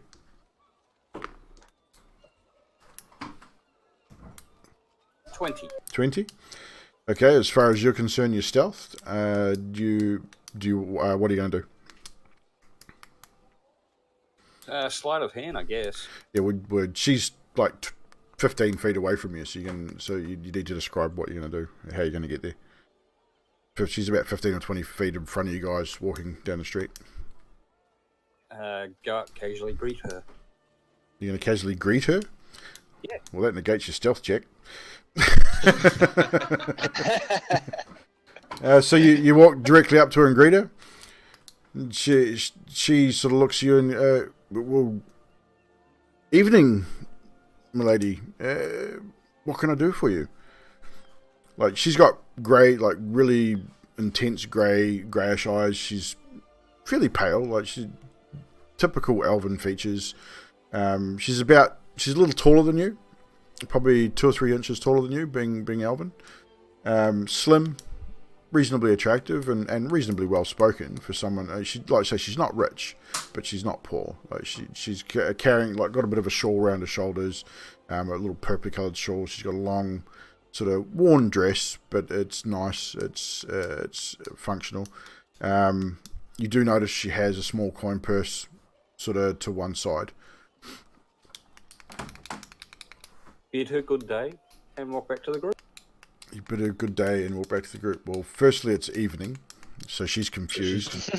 Yeah, She sort of says, good evening, I guess, and then carries on walking. So, make a sleight of hand check, because I'm assuming you attempted to pickpocket her. No. No? No. Okay. Walk back to the group. I get back to Het and show dangle me coin purse in front. Like your coin purse. Yeah. Make a deception check. and hit. Actually, what's your passive? A second. My passive is 11. 11, yeah. Yeah, I got 15. 15? Hit, you're impressed. Yes, I congratulate her. That was awesome, Alish. Hold a second, and I wander back over to the lady, and I hand her a couple of gold coins and say, here's for your trouble. She turns and looks at you and just freaks out. Like, completely freaks out. She's never seen a Dragonborn before, and you sort of walk up to her I and... grab her hand and I put the coins in her hand. And she tries to pull away from you, feels the coin and sort of looks down and sort of, again, looks up at you confused. She doesn't speak because she's you've smiled at her and all she sees is teeth. She is terrified, but at the same time, she's accepting the coin, but she just won't take her eyes off your teeth, and she's sort of backing away from you, and then sort of gets a few feet away, then turns and she just fucks off. She just takes off running and darts down an alleyway and disappears. He goes back to the group and says, "Elish, sorry, do you mind me shortening your name, or is it a problem?" It's all good. Elish, that was awesome. Best trick ever. We gotta do that more. I just place a hand on Head's shoulder and say, "You've really got to work on your charm." I was just standing there scratching my head, looking at him, going, "What?" Yeah, we'll see, Alice, Namaris. Now, you see this happen, and because you used to work for the city guard, and you are a protector. That's generally what you do. You don't like seeing people hurt. You don't like seeing people taken advantage of. You roll. I'll get you to roll a perception check to see if you noticed what sort of transpired, because you were sort of milling in the background. That'd probably be no then. I got a 9. Well, no, you didn't. You didn't notice a damn thing. Oh, God, woman, your rolls have been terrible. It's so true to your character. It's so funny. This is the best thing ever. Yeah, so you didn't notice what was going on, so that's fine. But again, my head looking at the way, what? Yeah, you're not sure why they stopped or what sort of went up. You're not sort of what transpired. You sort of just shrug your shoulders and sort of carry on. So as you guys carry on through to the Craftsman's District, you get to the Squirrel and Hydra Inn.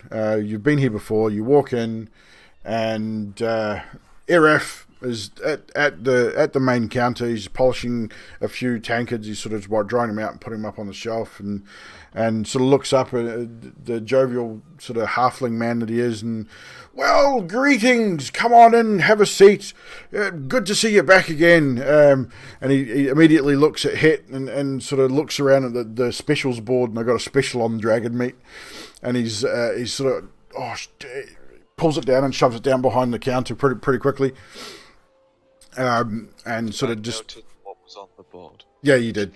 I think you all did. I mean, it was right there in big letters. It was sort of right beside the thing there. Just dragon steak on special, half price. And it's because they don't get many dragonborn in Valon. There's been a few, but not very often. And they don't see many in the Craftsman's District at all. So he sort of stashes that pretty quickly, and you guys see him do it. Especially you, Het. You notice you guys' passives are all enough to see what he was up to. I lead Het over to the bar, lean on the counter. He says, "So, Yes, what can I get you, Master Elf?" "One of your finest dragon steak specials, bro." Ah, crap. Really? And he looks over at Het and he goes, "I'm really sorry. I asked him to I was meant to take it off the menu. I don't mean to offend." It's not a problem. And he just sighs massively. He's a halfling. He's like you guys tower over him. He's on a stool. I mean, he's standing almost even on the stool behind the counter. You Het probably still have to look down at him, even though most humans and half elves and that he'd be looking sort of face to face, because your dragonborn stature, you're still quite tall. Sir. Ply your trade. Well done. It doesn't matter. Heroes are they who take down mighty dragon.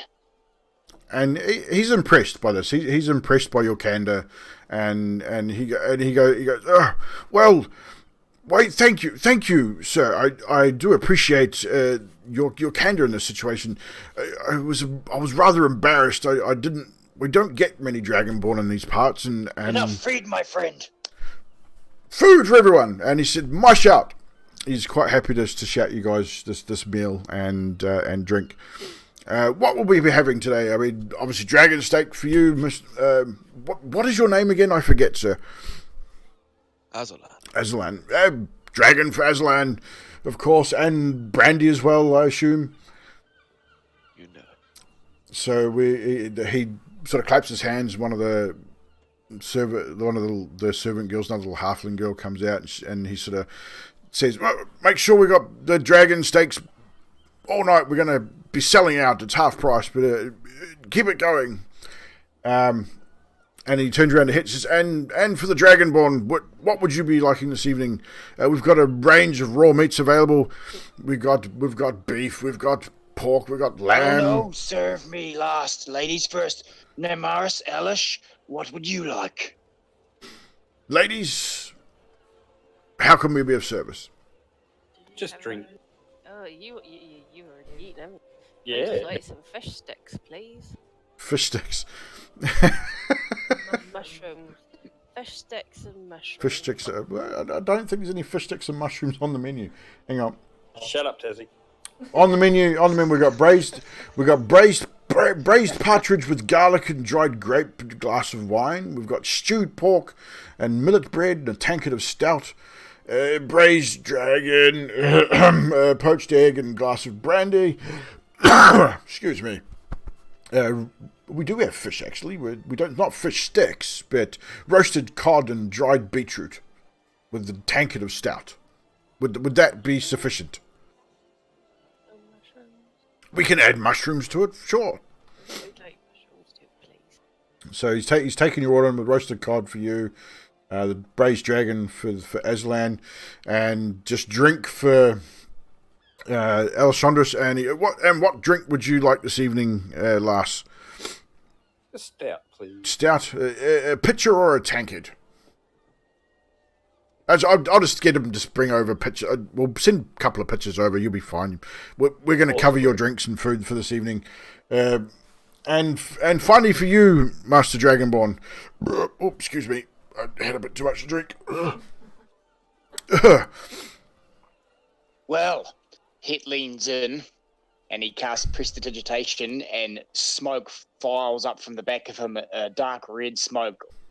And he leans right into the little halfling and he says, I'll have the half-elf ribs and the halfling leg. Oh, crap. Roll an intimidation check with advantage.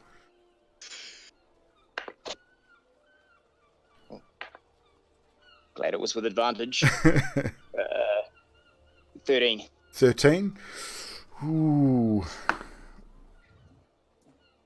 He leans in and goes and just sort of just gives you a big elbow into the ribs, and he goes, good one, Master Dragonborn, and just starts laughing his tits off. He wasn't even intimidated at all. He got the joke. He understood from it's just something the way you sort of carried yourself. He rolled a net 20. Rolled a net 20. No, raw steak and a whiskey. Raw steak and a whiskey it is. You cracked me up. I can see we're going to be fast friends, he goes, and wanders off to the kitchen to go prepare you guys food and get the drinks. It sits with the team. He rolled a net 20. So that's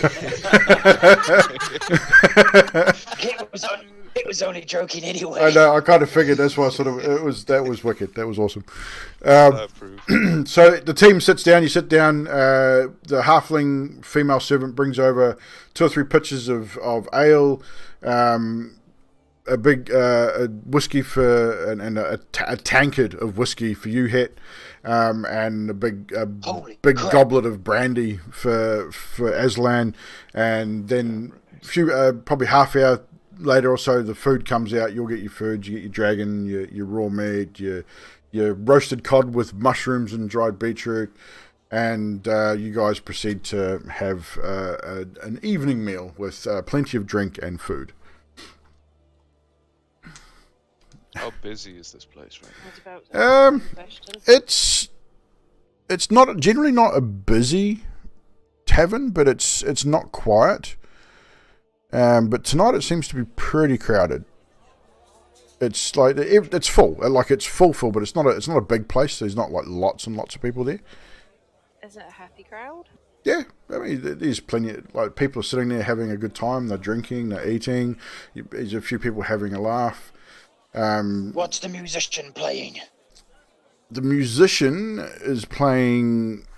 There's just a single musician in the far corner, just playing a flute, just quiet flute music. Nothing too striking. Very sort of, let's say, sort of mid-70s kind of ballady type sound. It's very mid 1370s. Yeah, that's it. Well, probably mid 970s. So we got this meal for free. You got the meal and the drinks for free. Iraf loves return customers, and he likes to look after his return customers. I lean to head and say, maybe you should provide a bit of entertainment, Pay him back. Well, I don't disagree with you. And Hit stands up. He takes out his lute and he wanders over to where the flute player's playing, and he sort of hushes her with a finger to the lips. A dragon finger. Yeah, so you wander over to this. She's a half elf. She's sitting on like a little makeshift stage, just a little stage, like not really a stage. You got right in the corner of the bar. There's like a pillar which helps hold up the second story, and there's been like a makeshift sort of stage being built up. So it's like a step up, and she's sort of sitting there on a little stool with a flute. And she's sort of playing away quietly, and as you sort of step up, she sort of looks up at you and it sort of goes on the flute because you gets a bit of a fright. Didn't expect anyone to come up to her, let alone a dragonborn. And sort of, oh, can I help you? Would you like a request? Have some time off, lady. Leave this to me.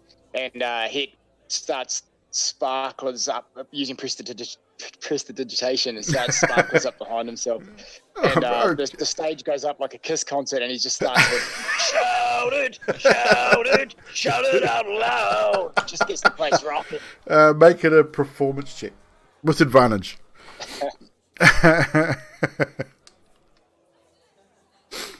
Oh, Hit doesn't need advantage. Really? That's a 24. Holy shit. Yeah, Hit gets up there and just rocks it out. People sort of stop and look for a second, not hearing this type of music before. It's definitely a lot more faster paced and more aggressive than they used to. It's not something that anyone's really heard before. A couple of faces sort of start. You see a couple of people start nodding, sort of quietly at their table. They're sort of nodding to the beat, and you see a few feet starting to tap. One gentleman, an orcish gentleman, half orc, comes past and sort of looks and gives you a bit of a nod and throws 2 gold at your feet.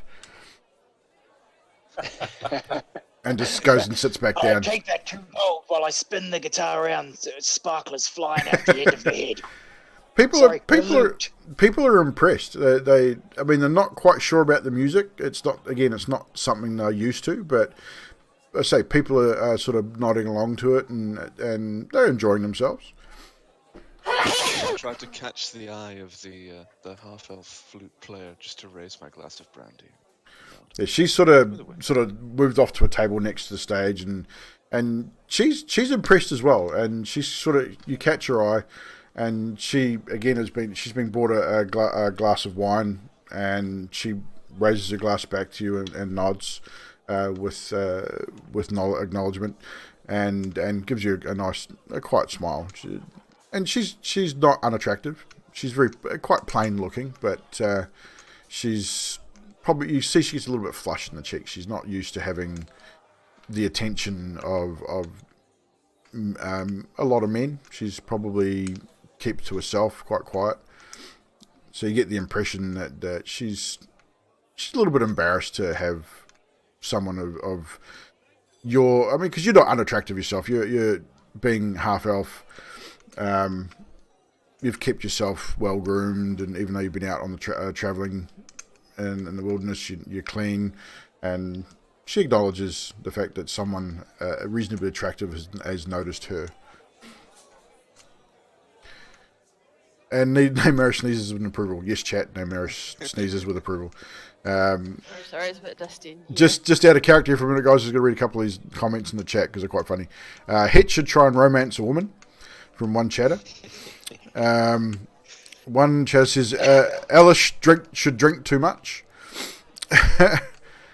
Yeah, so it's... crack up. Accidentally give Het the dragon steak.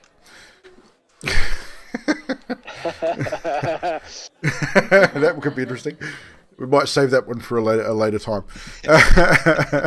But as you go on, I mean, are you going to play another song? Are you going to stick with the one song, Het? You going to play something else? Het will finish up the set with Alish, who the and then he wanders down to the lovely elf lady and hands her one of the gold coins off the ground and says, "Sorry to interrupt, just like to have a bit of fun." And he lifts her back up to the stage. And she sort of, I mean, she's a little bit taken aback by your size, but she doesn't stop you for picking her up and putting her on the stage. She's Oh, she couldn't. No, she probably couldn't anyway, but she doesn't resist. She allows you to literally allows you, just sort of goes limitless. She allows you to put her up on the stage, accepts the gold and thanks you very much, and gives you a sort of a shallow curtsy just as appreciation. And did Het notice her looking at Aslan and vice versa? Roll a perception check. Natural one, he did not. You were so involved in your music and in the set that you were just eyes closed and moshing hard out, playing the music, just going to town. You were just totally enthralled in yourself. You didn't notice anything. Bad for you, Az. You didn't notice a damn thing. So Het get down from the table and he heads back. He gets down from the stage, heads back to the table, and yeah, everyone on the table, everyone in the crowd sort of stands up, give you a standing ovation. They clap and give you a few cheers, and as you walk back to your table, you get a few stop by and give you a shake your hand and give you a pat on the shoulder as you go past. Oh, thank you. And again, it's a little bit surprising to you because as a Dragonborn, you're not used to people openly just walking up to you and wanting to shake your hand. So it was a bit of a surprise, but not so much of a surprise because you know your music's good. Even though it's not typical music, it's not usual. It's something that's very unusual for especially the city of Voland. You know that you play well. So I call it heavy scale. Oh, well. Right, so more. Your food's gone. You've eaten all your food. You've all got full bellies. Are you going to stay and continue to drink? I'm going to lean over to Namaris and say, "Would your dad still?" You cut off, mate. Would your dad still be up? What time is that? I'd say with a reasonable set from Het, I'd say it's probably getting on around 10 o'clock. Sure, So it's probably getting he probably won't be up. As a headmaster and a mage, he does need a full night's rest to be able to maintain the arcane magics and that he's learning and teaching. So you would know he was probably already retired for the evening. So you were probably going to have to wait until the morning to speak to him. Damn it. I'm sorry. Who was drinking? Was everyone drinking? Yes. Can I have everyone roll a Constitution saving throw, please? Hey Shay, welcome to the chat. Wow. Namaris, what'd you roll? No. 8. 8. You're feeling a bit tipsy. You've the ale. I mean, you're an accomplished drinker. You know how to drink, so you're not drunk, but you definitely got a good glow on by now. Yeah. Aslan, Show off. what'd you get, Aslan? Dirty 20. Dirty 20. You've been conservative with your drink. You like to keep your wits about you reasonably well, so you've been sipping your brandy and not guzzling. So you're warm. You got a bit of a warm glow, but you're fine. Alessandros, the whiskey drinker. 8. Yeah, you're starting to feel a bit pissed. You've been knocking back the whiskey pretty hard. So you're not like full on drunk yet, but you're probably at that stage where you're probably just about to the point where you're going to start slurring your words. And Hit, what did you roll, sir? Hit raises his whiskey to Elish, gives her a wink. He rolled 17. 17. And Hit is an accomplished whiskey drinker. He knows how to hold his liquor. And being a lot bigger than Alessandros, of course, he definitely processes the alcohol a little bit differently. So, again, you're probably just got a good buzz, a good glow on. That's about it. You're not feeling too affected by the alcohol. But you're all pretty happy. You're having a good time. And for even Aslan, I'd say that this is probably the first time you've felt not fully relaxed, but you've definitely a lot more relaxed than you usually would be. Nomaris, this kind of reminds you of when you were with the city guard and drinking with the guys after a shift on the city watch, and you're all happy. You're having a good time. I'm just looking at Ali, thinking. Yeah, she's looking pretty. Wondering, do I need to drag her upstairs and take a? Well, she still can walk. Like, she's still sitting upright. She's not she's not drunk yet, but she's right on that verge of getting to the point where you start slurring your speech. You're not gonna be able to walk straight. You're gonna be a bit staggery. You might get all lovey-dovey when you drink. I don't know. It's completely up to you. But you're pretty much at that stage. Whether you're going to be a happy drunk or an angry drunk, you're definitely well on your way. So it's up to you whether you continue drinking or whether you stop now and turn in. Another round. Another round. Aslan calls for another round. Eref. Another round. Eref comes out. And Drax, I'm not doing it under this condition. Eref comes out with another round of drinks, another couple of pitchers of stout onto the table, a tankard of whiskey for the Dragonborn, and another goblet of brandy for Aslan. And like there's like 2-3 big pitchers of stout there now, and between Neymaris and Alessandros, they got a lot to drink there. There's a lot of drinks.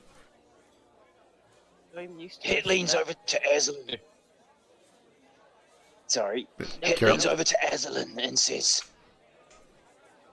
"Well, how's about starting a bar fight?"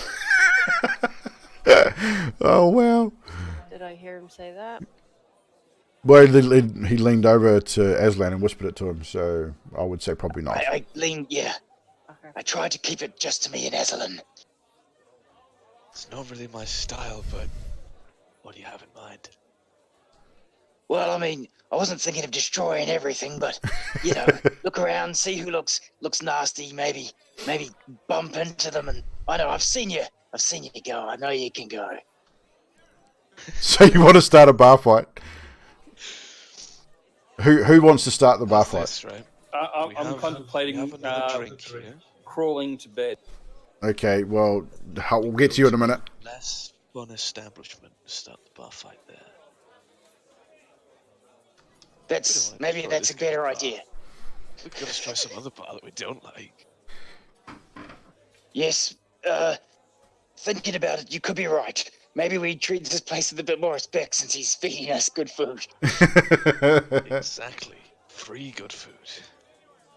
It's probably a good idea. Just saying. So, are you guys? Who's doing what? Do you want to let the group know what you're thinking about doing, or are you going to keep it between you guys? Because Alessandros, roll another Constitution saving throw for me with disadvantage. I will keep it between us for now, because it could be a fun thing to do next time. Oh, crap. What did you get? 6. Yeah, you guys look over and Alessandros is face down on her plate. Half-eaten food, like ale. Like the ale is still in one hand. It's sort of half drunk, but she is like breathing food right now. You can see she's like mashed potato, and she's sort of bubbling up from the side. And yeah, she's fucking passed out. Do we have any skewers or sticks on the table? There actually probably would be a few skewers from the meal. Brilliant. I take a skewer and just sort of gently poke her in the side of the face. Alessandros, roll a perception check with disadvantage to see if you feel it.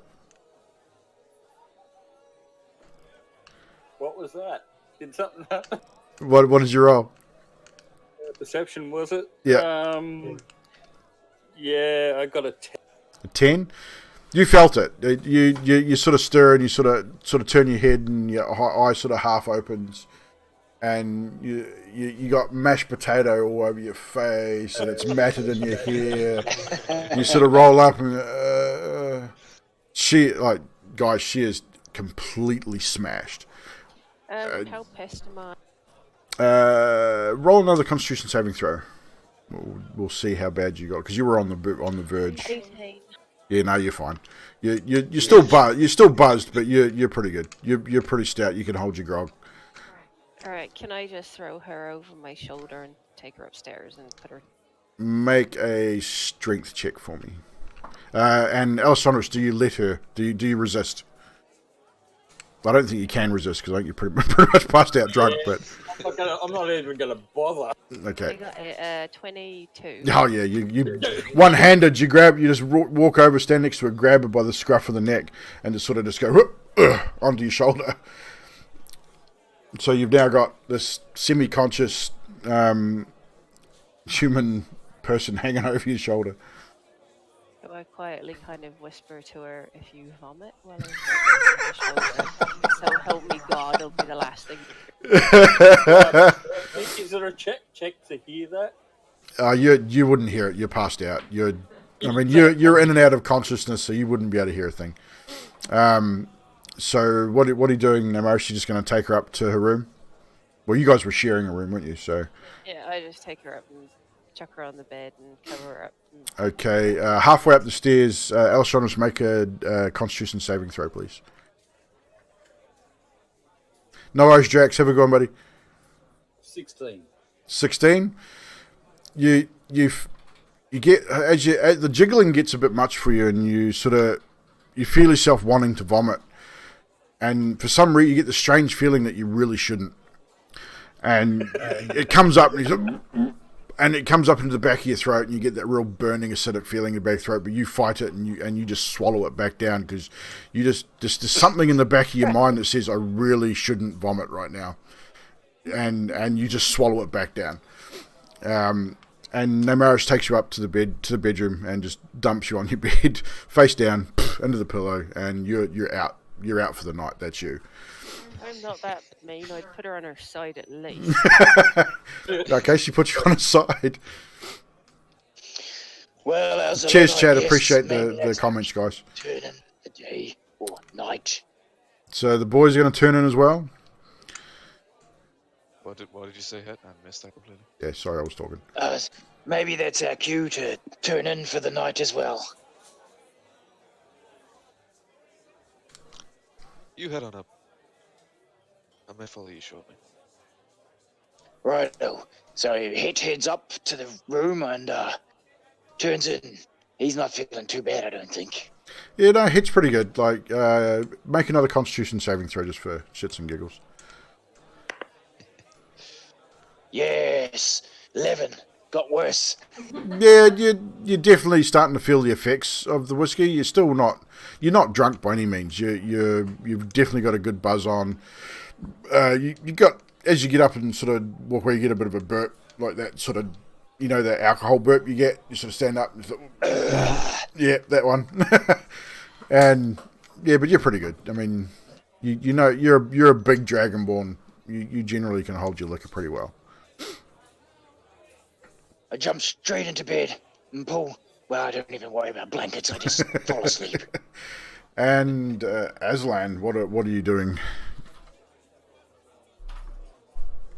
How much brandy's left in my goblet?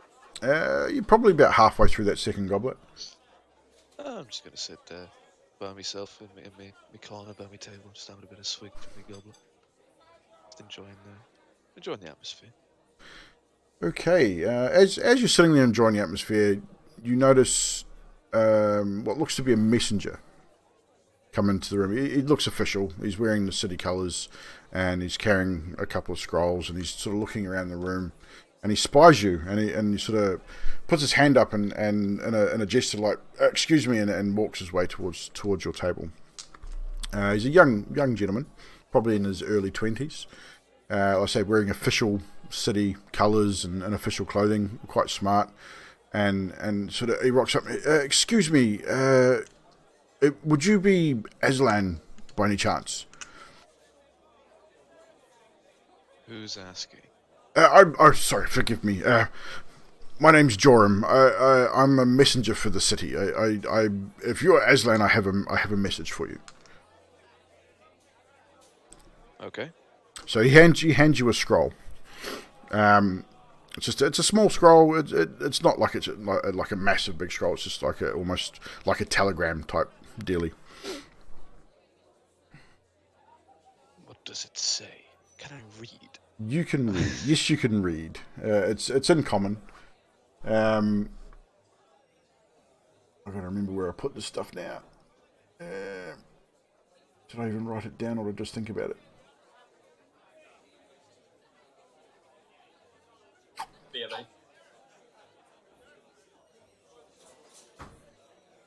And where did I write this down? I know I wrote it down somewhere. Hang on, I know where it is. Just wing it. No one will know. I found it. I know where it is. Here we go. So, as you open the scroll, you recognize the seal. The seal is from Captain Owen from Heffield. The message reads, my friend Aslan, while I'm glad to hear that you have remained in good health, I must warn you that a man has visited Heffield in recent days, looking for someone. The description you gave bears a striking resemblance to you. I remember when you first came to us in your delirious ramblings, you often spoke of a man, and when I saw this man, I recognized him almost immediately. The bandit leader you thought you had slain has survived and is still looking for you. I fear he's still intent on exacting his revenge. If you travel north to the Falcon Hills, my scouts have discovered an encampment there, and this is where I believe he is located. I wish you well, my friend. Captain Owen Allahir.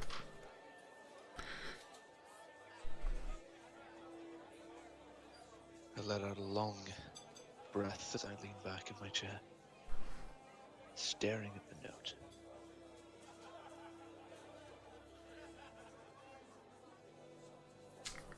So, and the messenger's still standing there, sort of looking at you, almost like he's waiting for something. Do I notice that he's still standing there? Roll a perception check. That is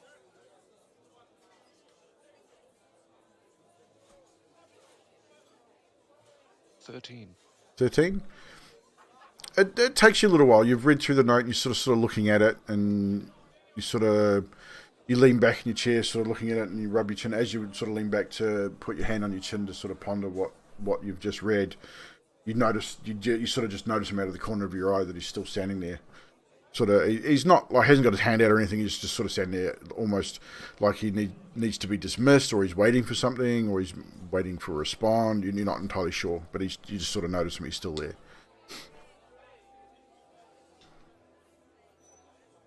I apologize for drifting into my own thoughts. Thank you for delivering that message. Here, have a gold. Thanks for. Thank you, sir. I appreciate that. Wow. And do you wish to reply? We can send a return message at free of charge. It comes with the service. Oh, thank you. Yes. Fairly simple message. Just thank him for getting this to me, and have a good one, Drax. know that I'll look into it further. Awesome. So yeah, he takes that note, he pulls out a little bit of parchment and notes that down. Says, right away, we'll send that right away. It'll take probably a day or two to get there, but it'll be sent first thing in the morning. And thank you again. And he sort of holds up his hand with the golds in and turns and takes off. A gesture, thankfully. So you're sitting there again. You've gotten this note. You're staring at it. What would you like to do now? I finish the rest of my brandy, and I call for another drink. And Aerith comes over and he goes, and by this time the other servants have cleared off the table of all the mess that was left after Alessandra sort of face-planted into her food, and cleared off the other drinks and that, and brings you another goblet of brandy. And here we go, Master Aslan. Is there anything else I can get you?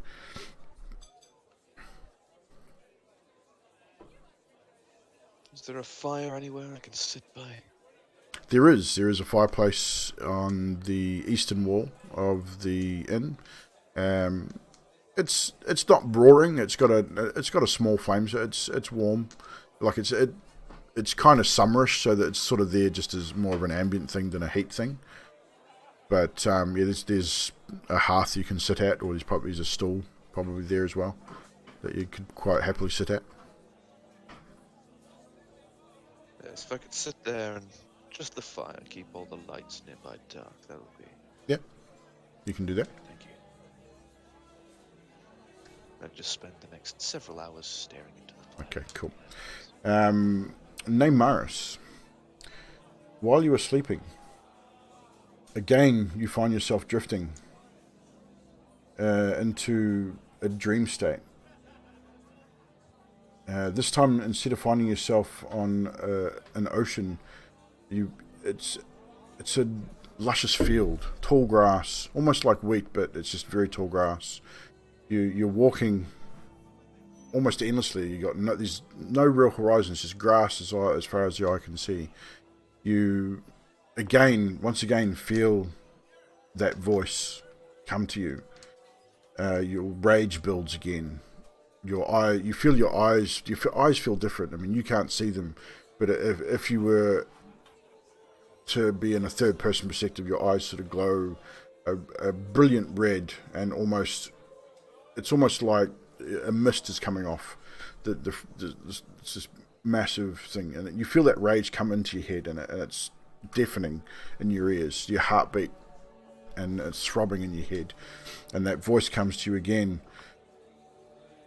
Our name is Ashana Koratash.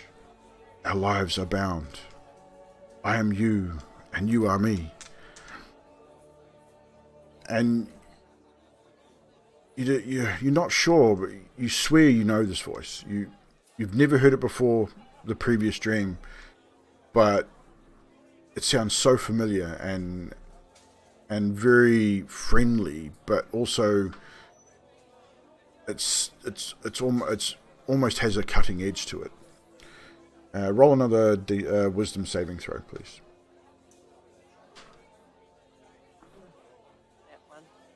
Can't hear you. I might or might not have got a natural. Really? God's sakes. Jesus. Hey, he is drunk. Come on.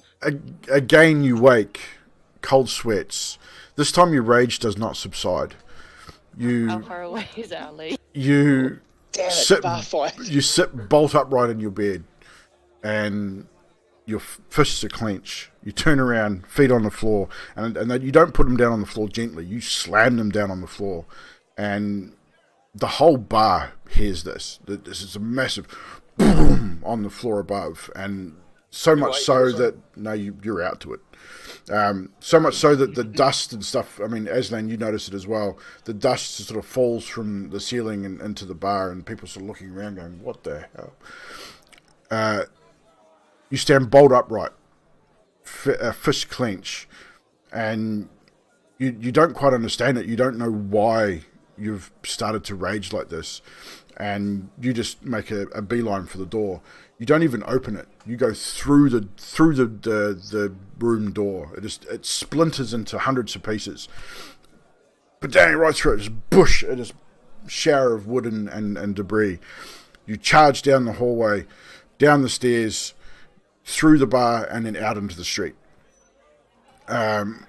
You're blind with rage. You're not sure why. You don't know what's going on. You're not really conscious, but you're not asleep either, and you just start walking. And you have no idea where you're going. You just start walking. Right. Have I got clothes on? Well, it depends on what you went to bed in. Well, I'm kind of guessing I might have got a little bit undressed. Well, that's up to you. What would you normally go to bed in? My undies. So so okay, everyone Aslan in the bar, you notice almost completely naked Neymaris storm through the bar. What you notice is the glowing eyes. Her eyes are glowing a fiery yellowy red, and almost like a reddish sort of plume of mist coming up from the corners. And she didn't look like herself. She was just on a mission. She had to go. She wasn't seeing anybody in front of her. She was just walking with intent. Luckily, the inn door was open. Otherwise, she would have just burst through it and destroyed it as she walked through.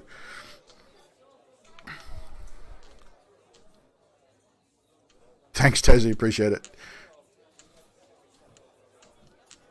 Well, I've got to say this sucks. Yeah, Alessandros, you were passed out drunk. You didn't hear a thing. You're happily dreaming about whatever you dream about. And yeah, you're just having a good old time in your dreams. Probably snoring loudly. Yeah. Hit, you would have heard the commotion because the door busting open was right next to your room. Did I awake? Yes, you would have woken. It was loud. Like, she literally destroyed the bedroom door going through it. So you would definitely have heard it. In that case, I get up and I need to see what the commotion is. So as you get up, you hear the exploding door down the hallway, and you open your door and you sort of look down the hallway, and again you see an almost naked Neymaris from the back on, because she's walking away from you, just on a mission.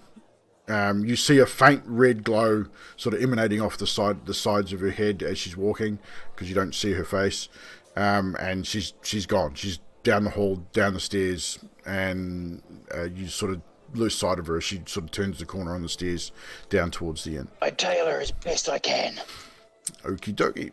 So you follow her down. Again, Aslan, you'd see this. You'd see Het follow Neymaris out the door. I'm not sure if Het would stop and try and look for you. I motion to Aslan. I motion to Aslan to follow it if I can. I'm already on my feet. Right. So you're both up and out the door. By the time you get to the door, she's probably a good 30, 40 feet down the road. She's just on a mission. She's walking in the sort of north towards where you guys are at the moment, Craftsman. She's walking towards the open market, which is to sort of the north, towards the north end of town. As we were walking, I get a healthy jog to try and keep up. You can. What happened? Do you have a clue? All I know is loud bang, half-naked Neymaris, and glowing red eyes. Probably not good. Oh shit! Het runs back up to make sure Alessandros isn't dead. Okay, as you again, we'll separate here. Aslan, you break into a jog to try and catch up to Neymaris. Het, you run back to the inn. You go upstairs. You go into the room and you find Alessandros passed out drunk, snoring her head off. She's fine. She's completely drunk. But you do notice that the color of her hair has changed from the last time you saw her, and that you just sort of take note and you think, well, that's a bit odd. You don't really think too much of it. I put my fingers to her neck and I check her pulse. She's still alive. She's snoring loudly. She's just really drunk. What colour was her hair before? Hair would have been a dirty brown colour, and now it's more a real deep auburn. If she's okay, then I run back to the others. Yeah, no, she's fine. She's alive.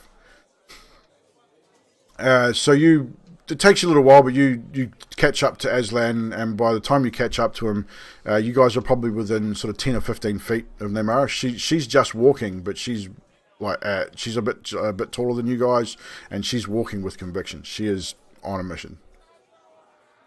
Aslan, it's horrible. What? Well, I went to the room and they dyed each other's hair or something.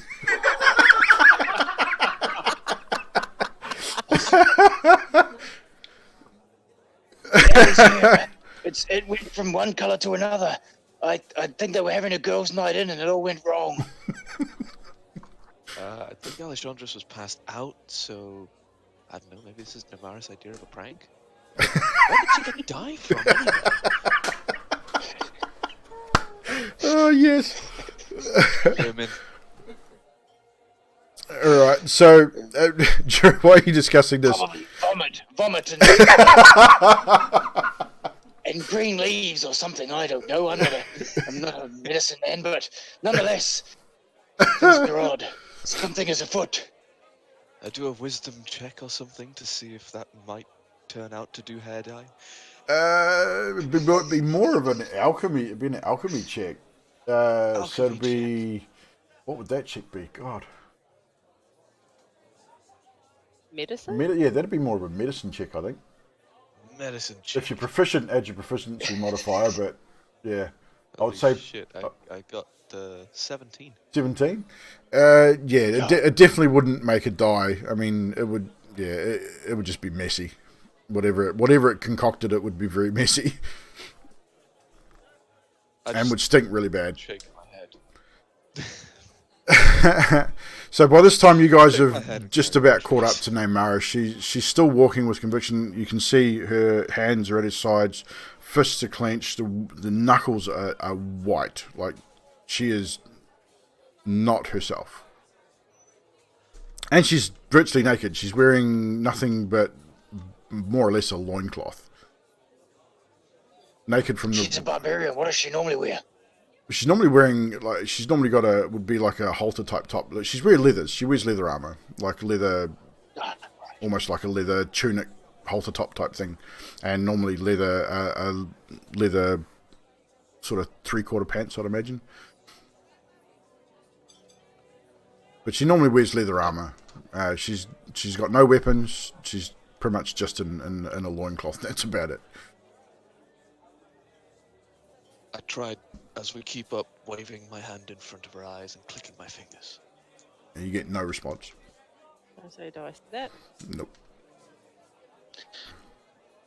I don't know what to do. This is odd. I feel as though if we stand in front of her, we might end up like the door. Yes, or even worse, like Ali.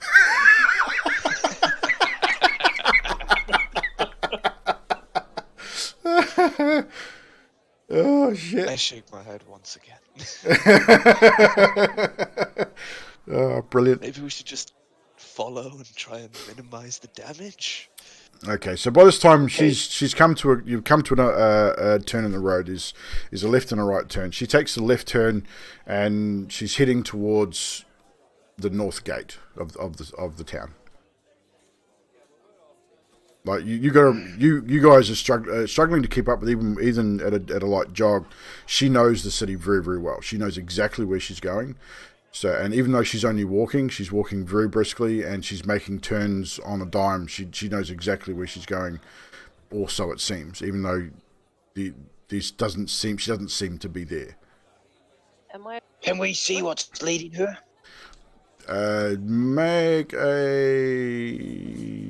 Make an Arcana check. Oh crap! I assume that's for both of us.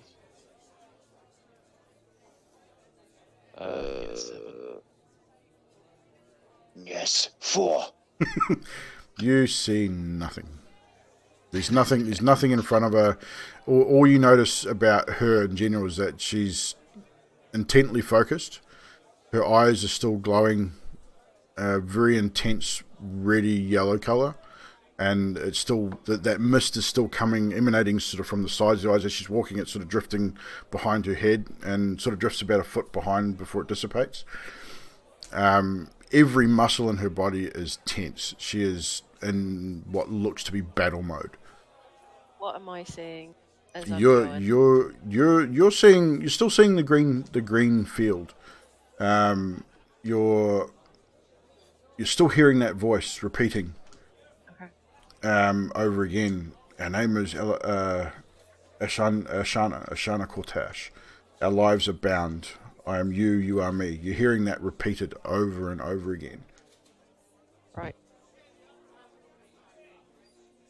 Make another Rosalind, wisdom you have any saving throw, idea how to Namaris. break this whatever this is.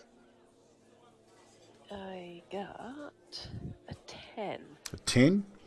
10? All of a sudden, Namaris stops. Just stands still. Just stops dead in the How tracks. quickly do we notice this? Roll. Both of you roll, and because you guys were jogging up behind her, both of you roll athletics. Athletic. Make an athletics check. 15. 15? 22.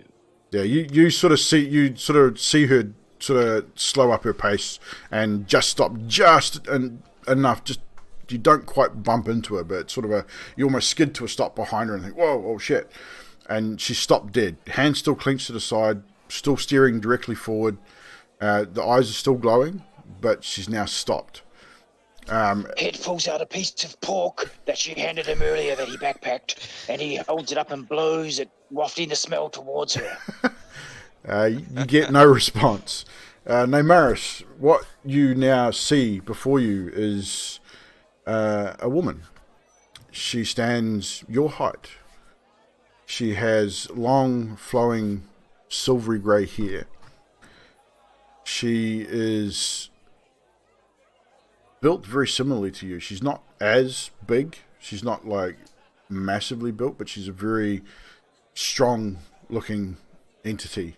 She's wearing plate armor, very ornate silver plate armor, pauldrons. You've got the chest plate, the leg plates, and slung on her back is an enormous greatsword, probably the biggest greatsword you've ever seen. And it's impressive. She's an impressive visage in front of you, and while her lips don't move, once again you hear that voice. Our name is Ashana Kortash. We finally meet. Can I speak to her? You can if you wish. So, who are you? And speak up so we can hear you. I had my hand in front of my mouth. I said, who are you and why are you here? Again, the same sentence. Our name is Ashana Kortash. Our lives are bound. I am you, you are me. I stop her there with a hand up. I don't understand what you're saying. I understand what you're saying. I don't understand what you mean. You're confusing me. Can I just check? Is she saying this out loud? No. It's you. Or again, she's just standing there, staring off into space. Her eyes have started to dim, like they're not as bright now as they were before. Her hands have relaxed. She's still fairly tense, but her hands have relaxed to the point where she's not clenched fisted and white knuckled. The woman then reaches out to you and puts a hand on your shoulder. Instantly, you feel at ease. Your rage subsides. And you instantly understand exactly what she was trying to tell you. You know now that she and you are bound. You are one and the same.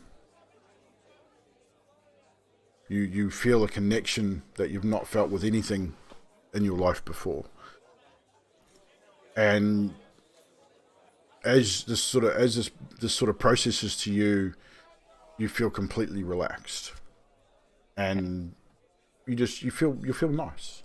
Right. So I put my hand on top of hers and say thank you. And with that, you wake. And I kind of look around. And while that was going on, before she woke, Hit got out his water skin and emptied the whole thing over her head to try and wake her up. you got no response from that. So, Namaris, as you wake, you instantly feel cold and wet. You blink your eyes and you think, where the hell am I? And you realise you're outside. You realise you're virtually naked. You turn around and there standing before you is a very bewildered Aslan and Het. And I kind of look at both of them and go, what have you done?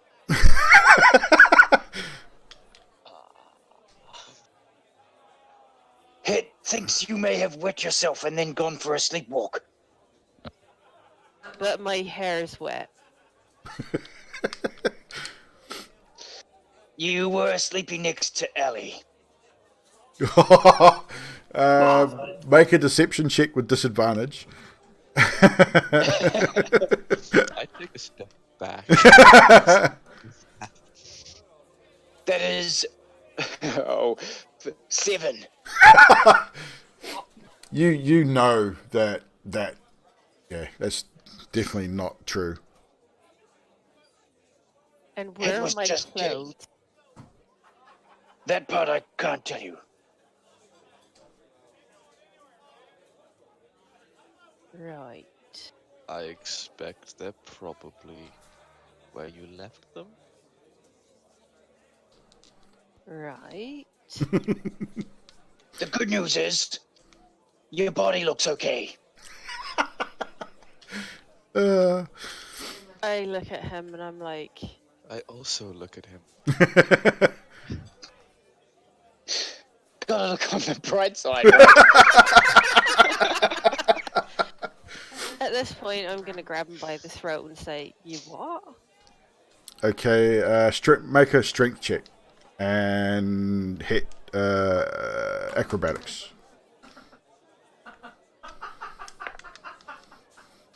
That is a 4. The 4? 13. So you grab Het by the throat, and even though he's about the same height as you, you grab him and you pick him up, and he's an inch off the ground. And she grabs you and it's like and lifts you and literally lifts your feet an inch or 2 off the ground, and pretty much says, "You what?" And you can see that her eyes starting to faintly glow again.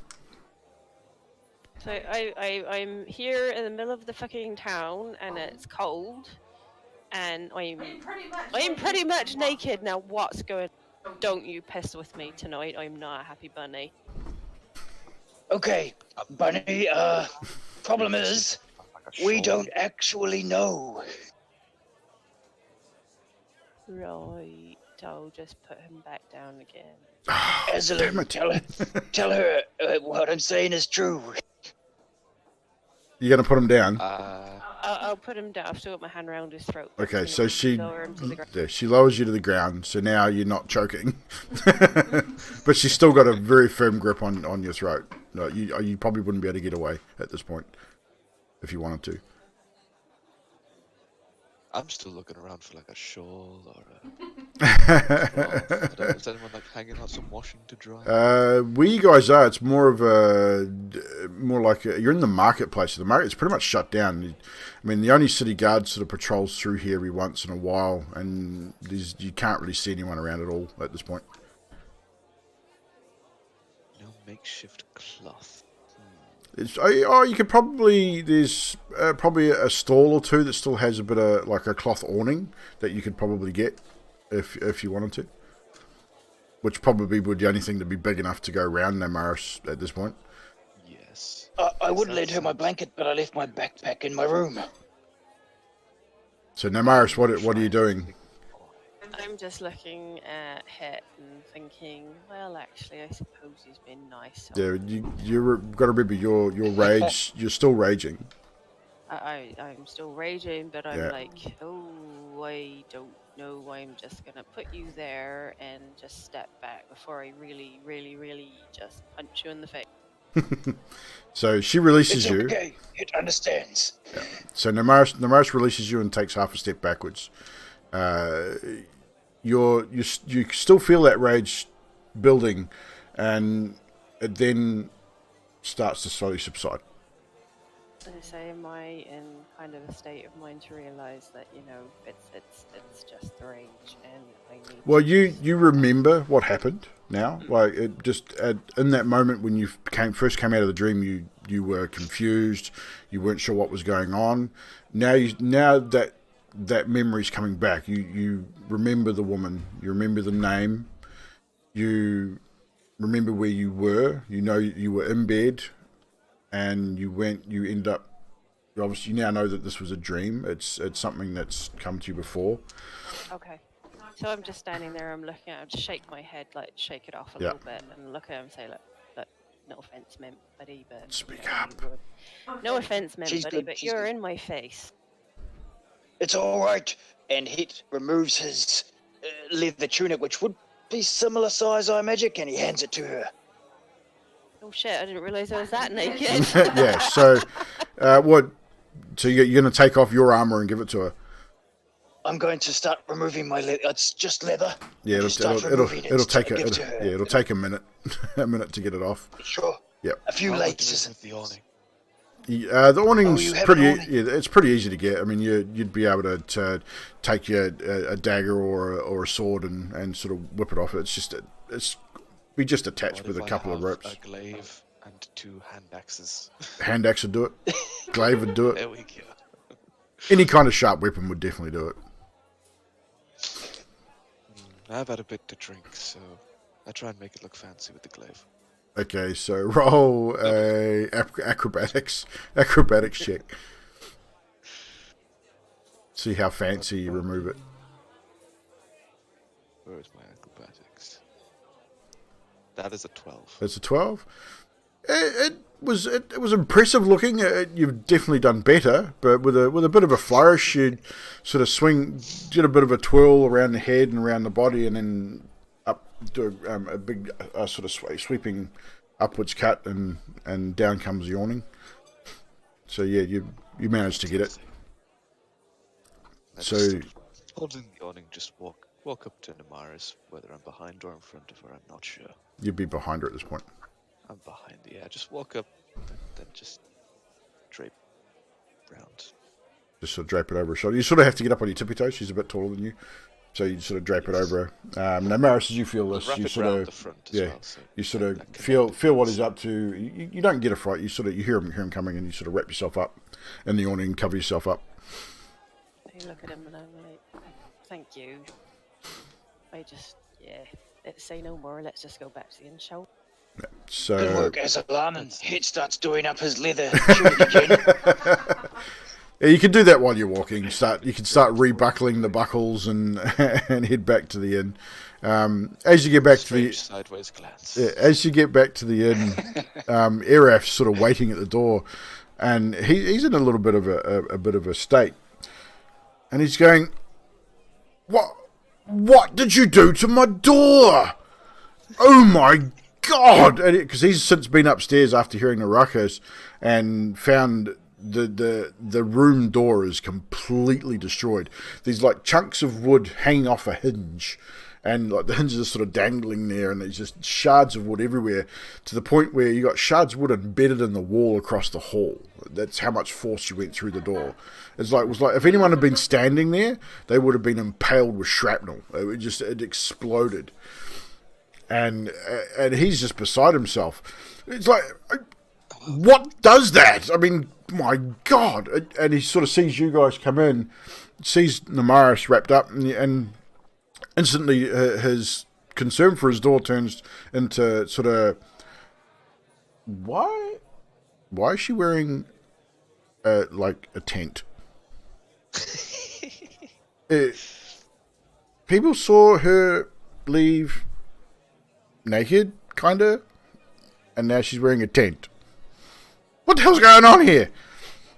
Needs must. My man, needs must. I just scratch my head, look at him, and go, I don't know. I just don't know. He turns to him and says, mighty, mighty, wicked borer bug you have going on there.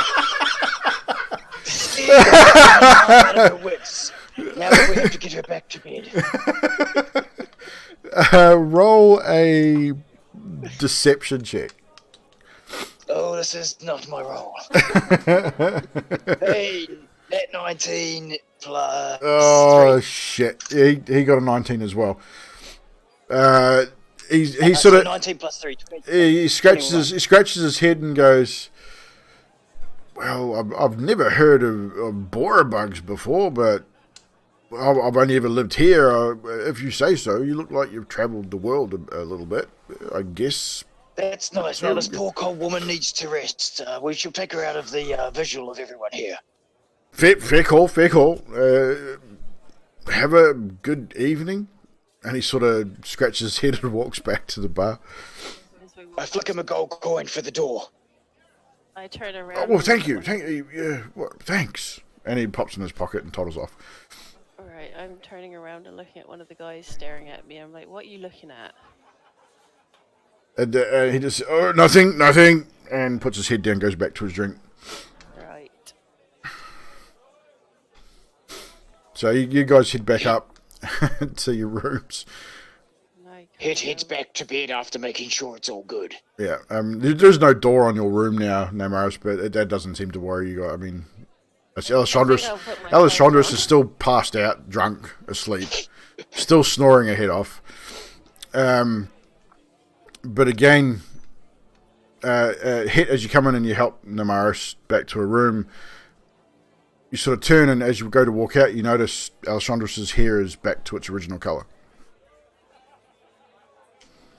God damn it, this woman's dye is crazy.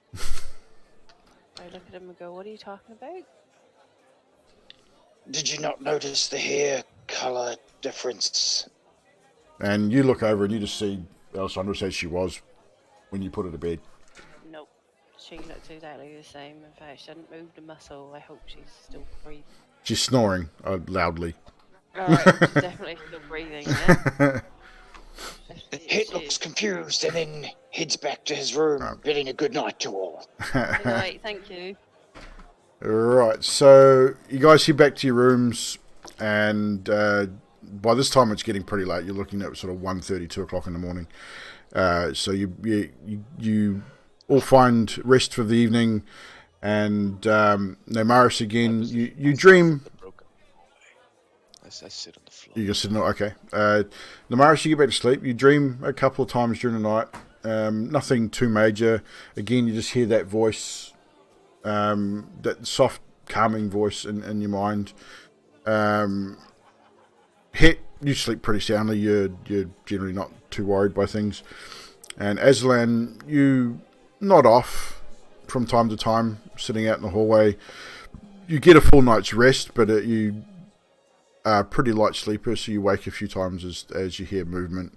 You hear Maris sort of move and toss in her bed, and occasionally hear Alessandros fart loudly. And it really stinks, because that smell wafts right through into the hallway. It smells bad. Real whiskey ale farts. It's pretty bad. But you guys wake up in the morning. You get a reasonable rest. And we're only about 20 minutes out from the end, guys. So, what did you guys want to do in town before we finish up? I thought that we should probably find out our next task. Yeah, so you need to find that out. Alessandros, you wanted to go to the Arcanist Potter. Yeah, or Namaris is dead. Yeah, well, that's the Arcanist. That's the Arcanist Potter. Yeah, all right, we'll do that then. Okay, so And also scratching my head, why the fuck is there no door there? yeah, well, so the first thing you notice when you wake up is the door is not there, and it's been completely destroyed. I mean, you wake up and Namaris is in the bed in the bed across the room, as she normally would have been. You're a little bit confused as to why the door is like that. For the sake of time, Neymaris explains to you roughly what had happened, as much as she remembers. The other two, Het and Aslan, again fill in the blanks, sort of fill you in exactly what sort of went on, as much as they can understand themselves as well. And you come downstairs. Eraf has provided a breakfast of bacon and poached eggs, and mushrooms, some breakfast sausages, and 2 pitchers of crystal clear water.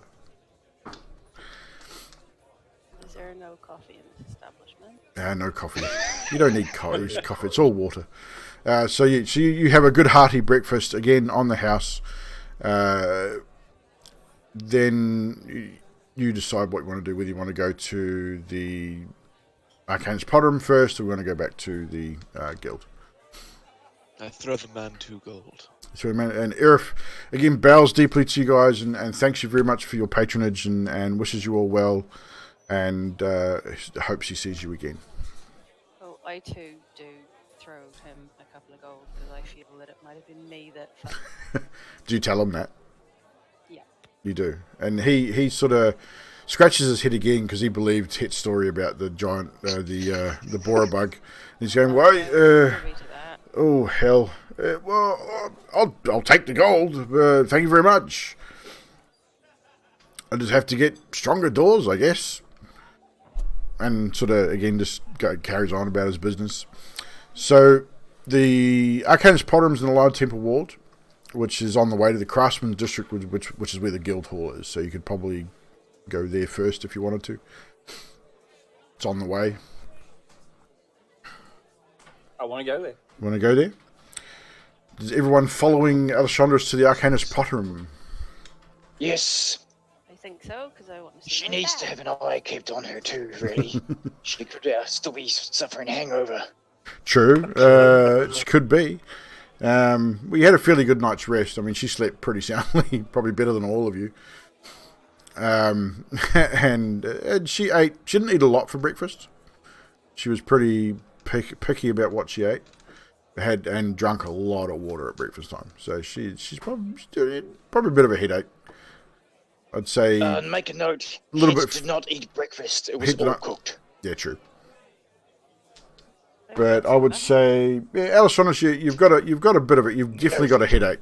You're not hungover per se, but you're not 100%, and you're not entirely sure of anything that happened after dinner, really, because you were pretty much screwed from then Pretty on. much. So as you guys make your way towards the lower temple, you're greeted by people travelling throughout the market, the streets and the market square. There's the town crier talking about the Brawler's Cauldron, and that's coming up at the end of this month, which is only probably about 7 or 8 days, 10 days away. How much information do I overhear about the Brawler's Cauldron? About the Brawler's Cauldron. Ask him more. Where is my notes? My notes. Brawler's Cauldron Championship. The town crier shouts, Brawler's Cauldron event. Monthly tournament. Here once again. Do you have what it takes to defeat Volda Grimjaw? Undefeated for the past 6 months. Defeat her and gain bragging rights and a purse of 500 gold pieces. Basically, it's coming up at the end of the month, so you're about 10 days away. It's a monthly event. From what you hear from the town crier, it has a purse of 500 gold and the title of Brawler's Cauldron champion. It's hand-to-hand combat, one-on-one, solo combat, and Volda Grimjaw is the undefeated champion for the past 6 months. I look at Aslan and go, yeah, that's because I just couldn't quite knock him out last time. Her. I couldn't quite knock her out last time. Yeah. But I'll get her this time. And So you would know champions so far are 2 big scary women. pretty much. Neymaris is a former champion of the Brawler's Cauldron, was knocked off her perch by Volda and Volda has held it for the last 6 months. Oh, count me in. So you That's guys, the story. yeah, you got about 10. Brilliant. So you got about 10 days before the tournament, but you can sign up prior to that. To sign up, you'd need to go visit the captain of the guard. It's run by the city guard. Ellie, this would be right up your alley.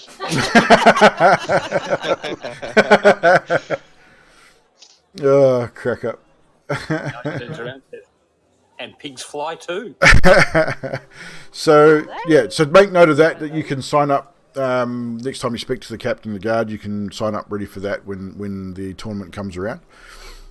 You can all sign up to it. It's like a round robin knockout tournament. So there'll be a tiered sort of challenge, and you'd probably end up fighting each other if you were multiples to sign up, or you could have one person to represent your group. It's up to you. But you hear all this on your way to the Arcanist Paradym. You get to the Arcanist Paradym, and obviously you recognise the building. You've been there before, and Neymaris is able to get you guys in there pretty much straight away. Normally there's someone waiting in the reception area who stops everyone from coming in, but as soon as you walk in and the receptionist sees Neymaris, it just waves you guys in, and so Neymaris just walks in like she owns the place anyway, because she practically does. She lived there pretty much her whole life. And Thorif is just sort of sitting at one of the reading desks in the main hall, and he's sitting there reading a book. And he hasn't noticed you coming, by the way. Hi, I'm home. And he sits upright and goes, "Oh, Neymaris, well, I'm so glad to see you back. And how was your adventure? Did you see any exotic creatures or meet any interesting people on your travels?" Gosh, you should hear all about it, but we saw all sorts of. We saw snakes and weasels, and I nearly died. But I didn't tell you that.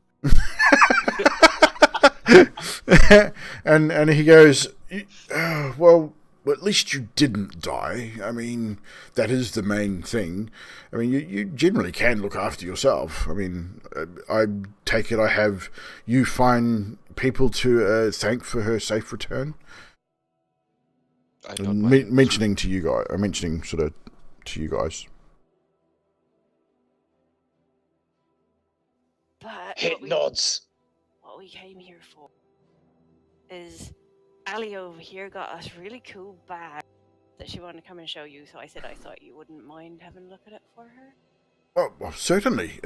Could pass it over. I'll have a look.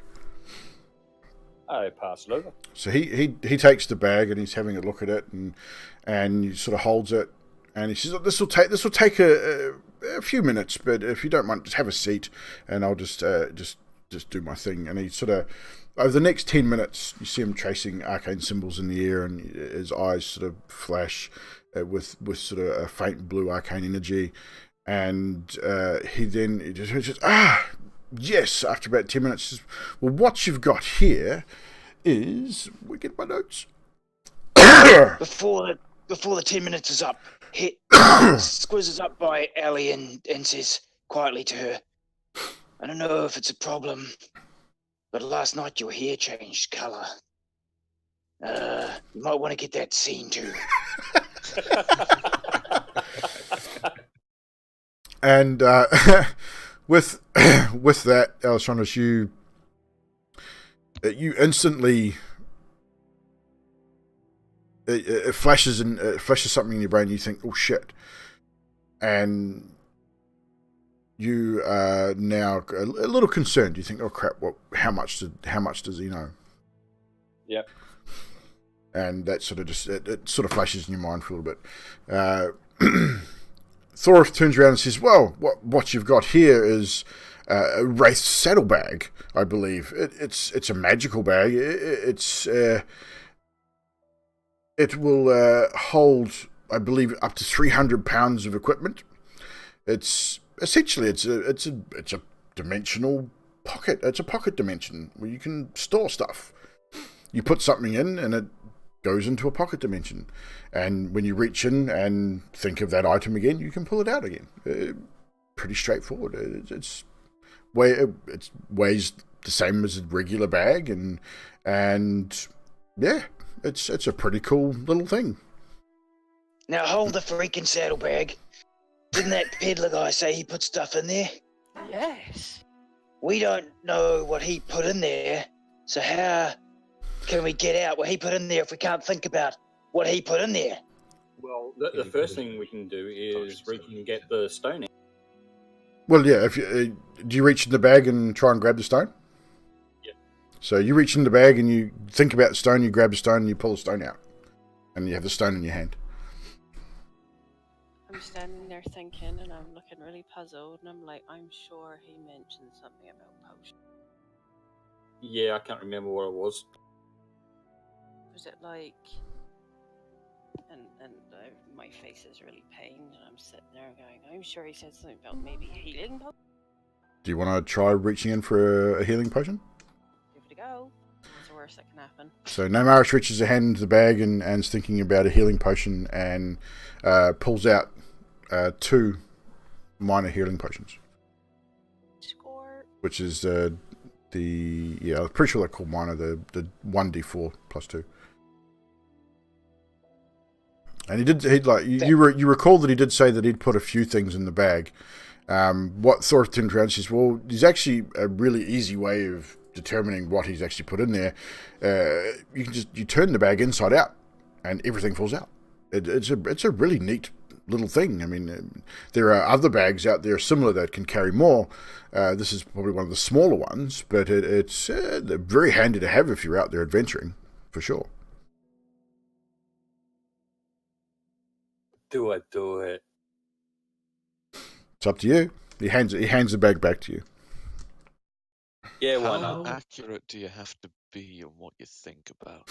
You have to be fairly accurate. Like you, when you put something, Just say, yeah, vile. no, you have to be pretty clear on what you're retrieving from the bag to be able to retrieve it. Fair enough. Yeah. Yep. I vote you turn it inside out and we try and catch anything that might smash. Something like that.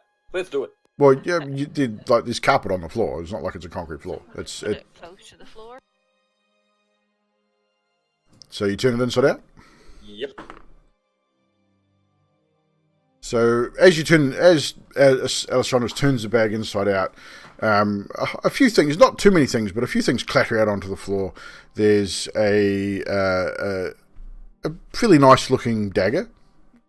It's fairly well made. It's just a standard dagger. It doesn't look anything flash about it, but it's a well made dagger. You find 2 platinum pieces. There are 2 or 3 different vials. Is another vial of less minor healing. You guys recognise that straight away because you've dealt with those before.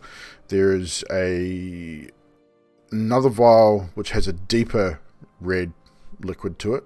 You're not quite sure what that is. And then there's a vial which has a more of a greeny, sort of a greeny grey liquid to it.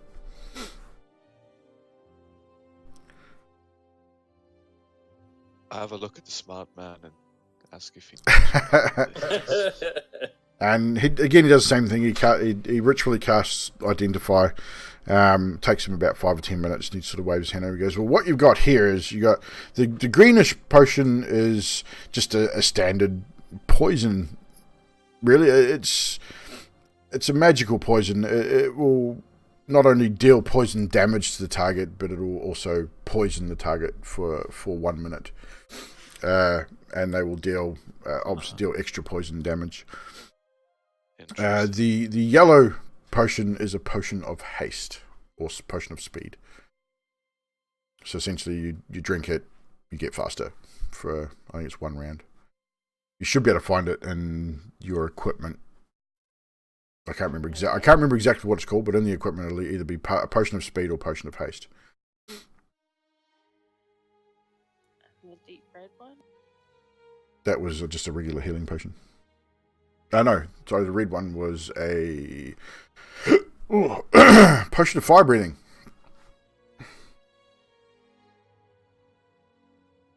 I slyly look at the Dragonborn.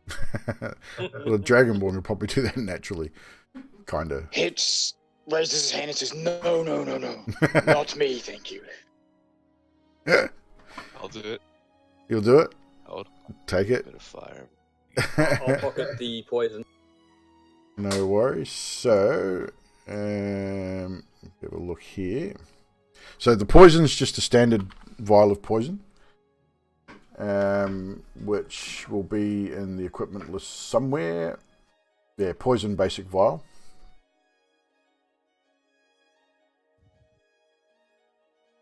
Can I look at the platinum and go, oh, shiny? Just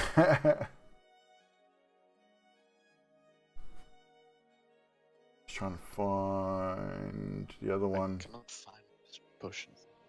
No, the fire breathing potion will be it's something I'll have to add a bit later on. But just mark it down in your notes, and I'll give you the stats. It's pretty straightforward to use. But I'll add it in the homebrew content, which we'll be able to add next game. So just mark it down in the notes down for now. I'll also pocket the platinum. 2 platinum, so add that to your... Well, actually, roll a sleight of hand check to see if anyone notices you that you're pocketing it. And whether they have concerns about you pocketing it or not.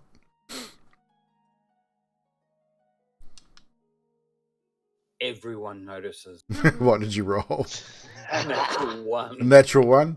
Yeah, you made no effort to conceal the fact. You just sort of bent over and just scooped up that platinum and shoved it in your pocket.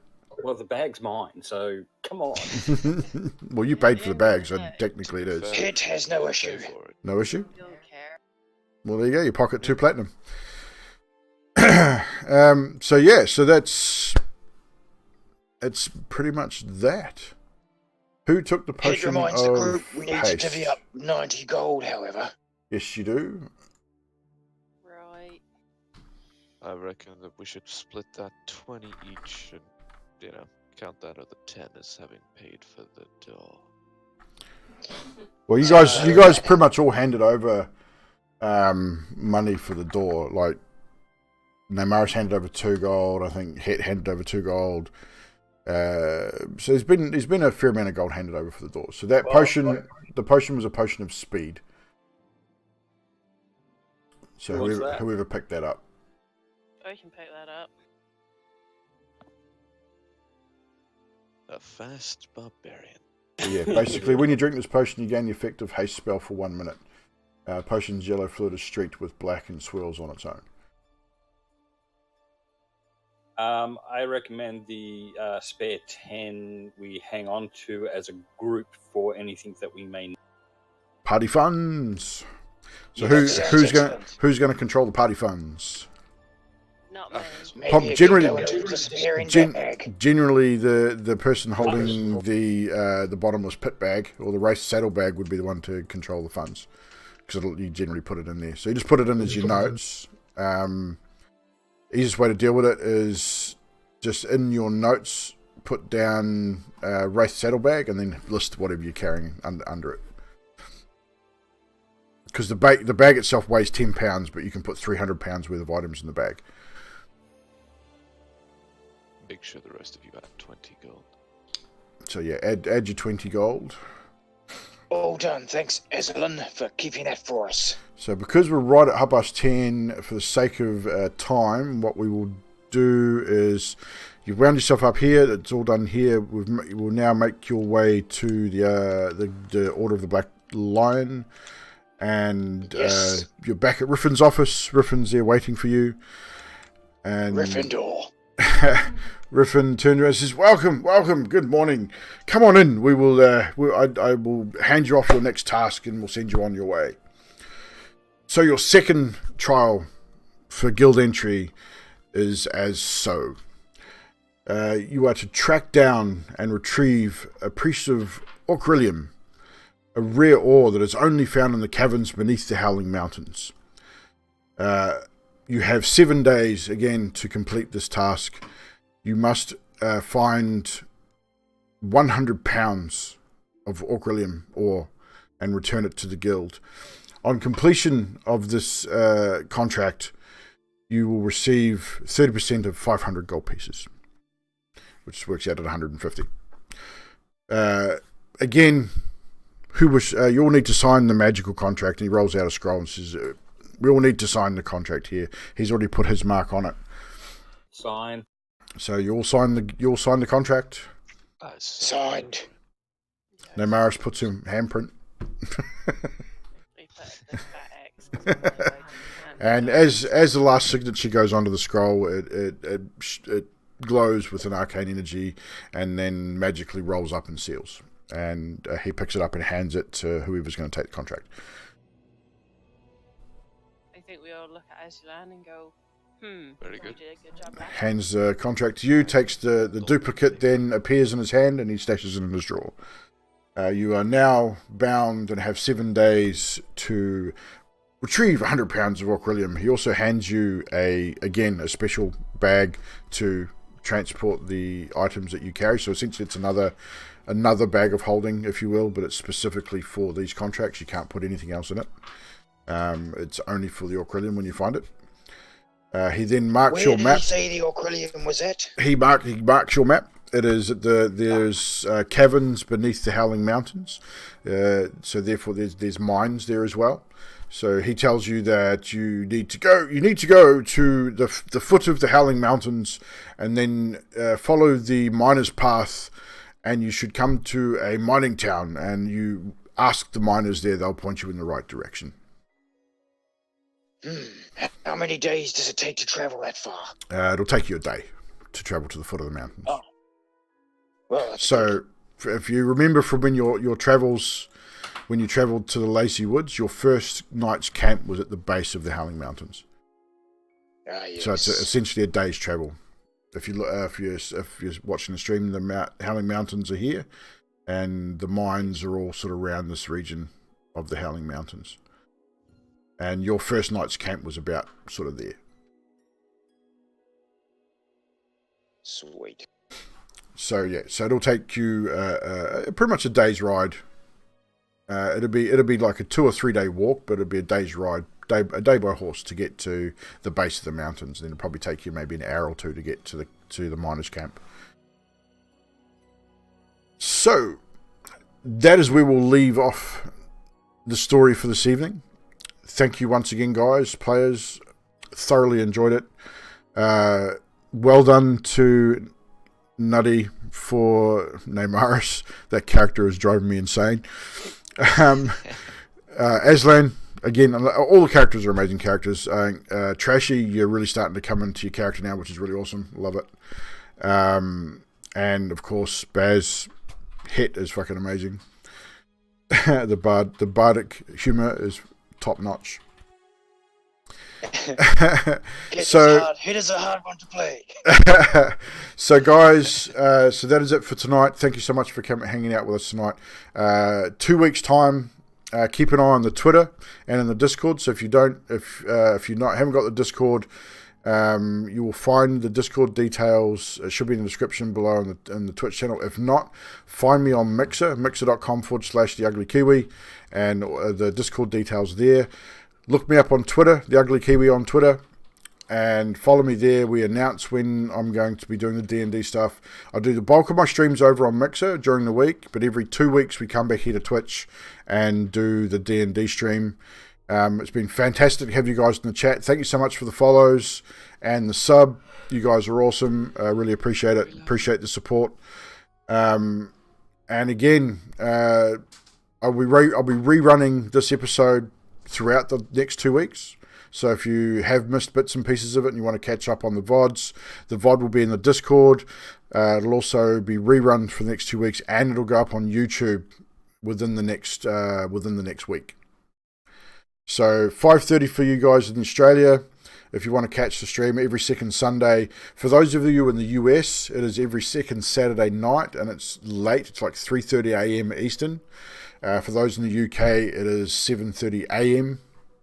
on Sunday, every second Sunday. But definitely, you can catch the stream anywhere: YouTube, Discord, we do reruns, and I'm thoroughly enjoying it. I'm really pleased I decided to do this. It was something I'd thought about for a little while and then put off, and then decided, I wanted to do it. So I'm pleased I went ahead with it.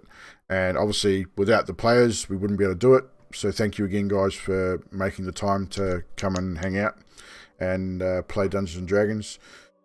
And we'll see you in 2 weeks' time for your second trial. Excellent. See you all. Thank you for the great run. Forever in character. Not all the time. Awesome, Baz. Have a good one, buddy. And I will see you thanks, guys. in a couple of weeks anyway for your next game. Yeah, dude. Sweet. No worries, buddy. See you guys. See you, bud. Yeah. See you, dude. So we are going to play our thank you screen. We're going to turn off the music here. Thank you so much again for those in the chat.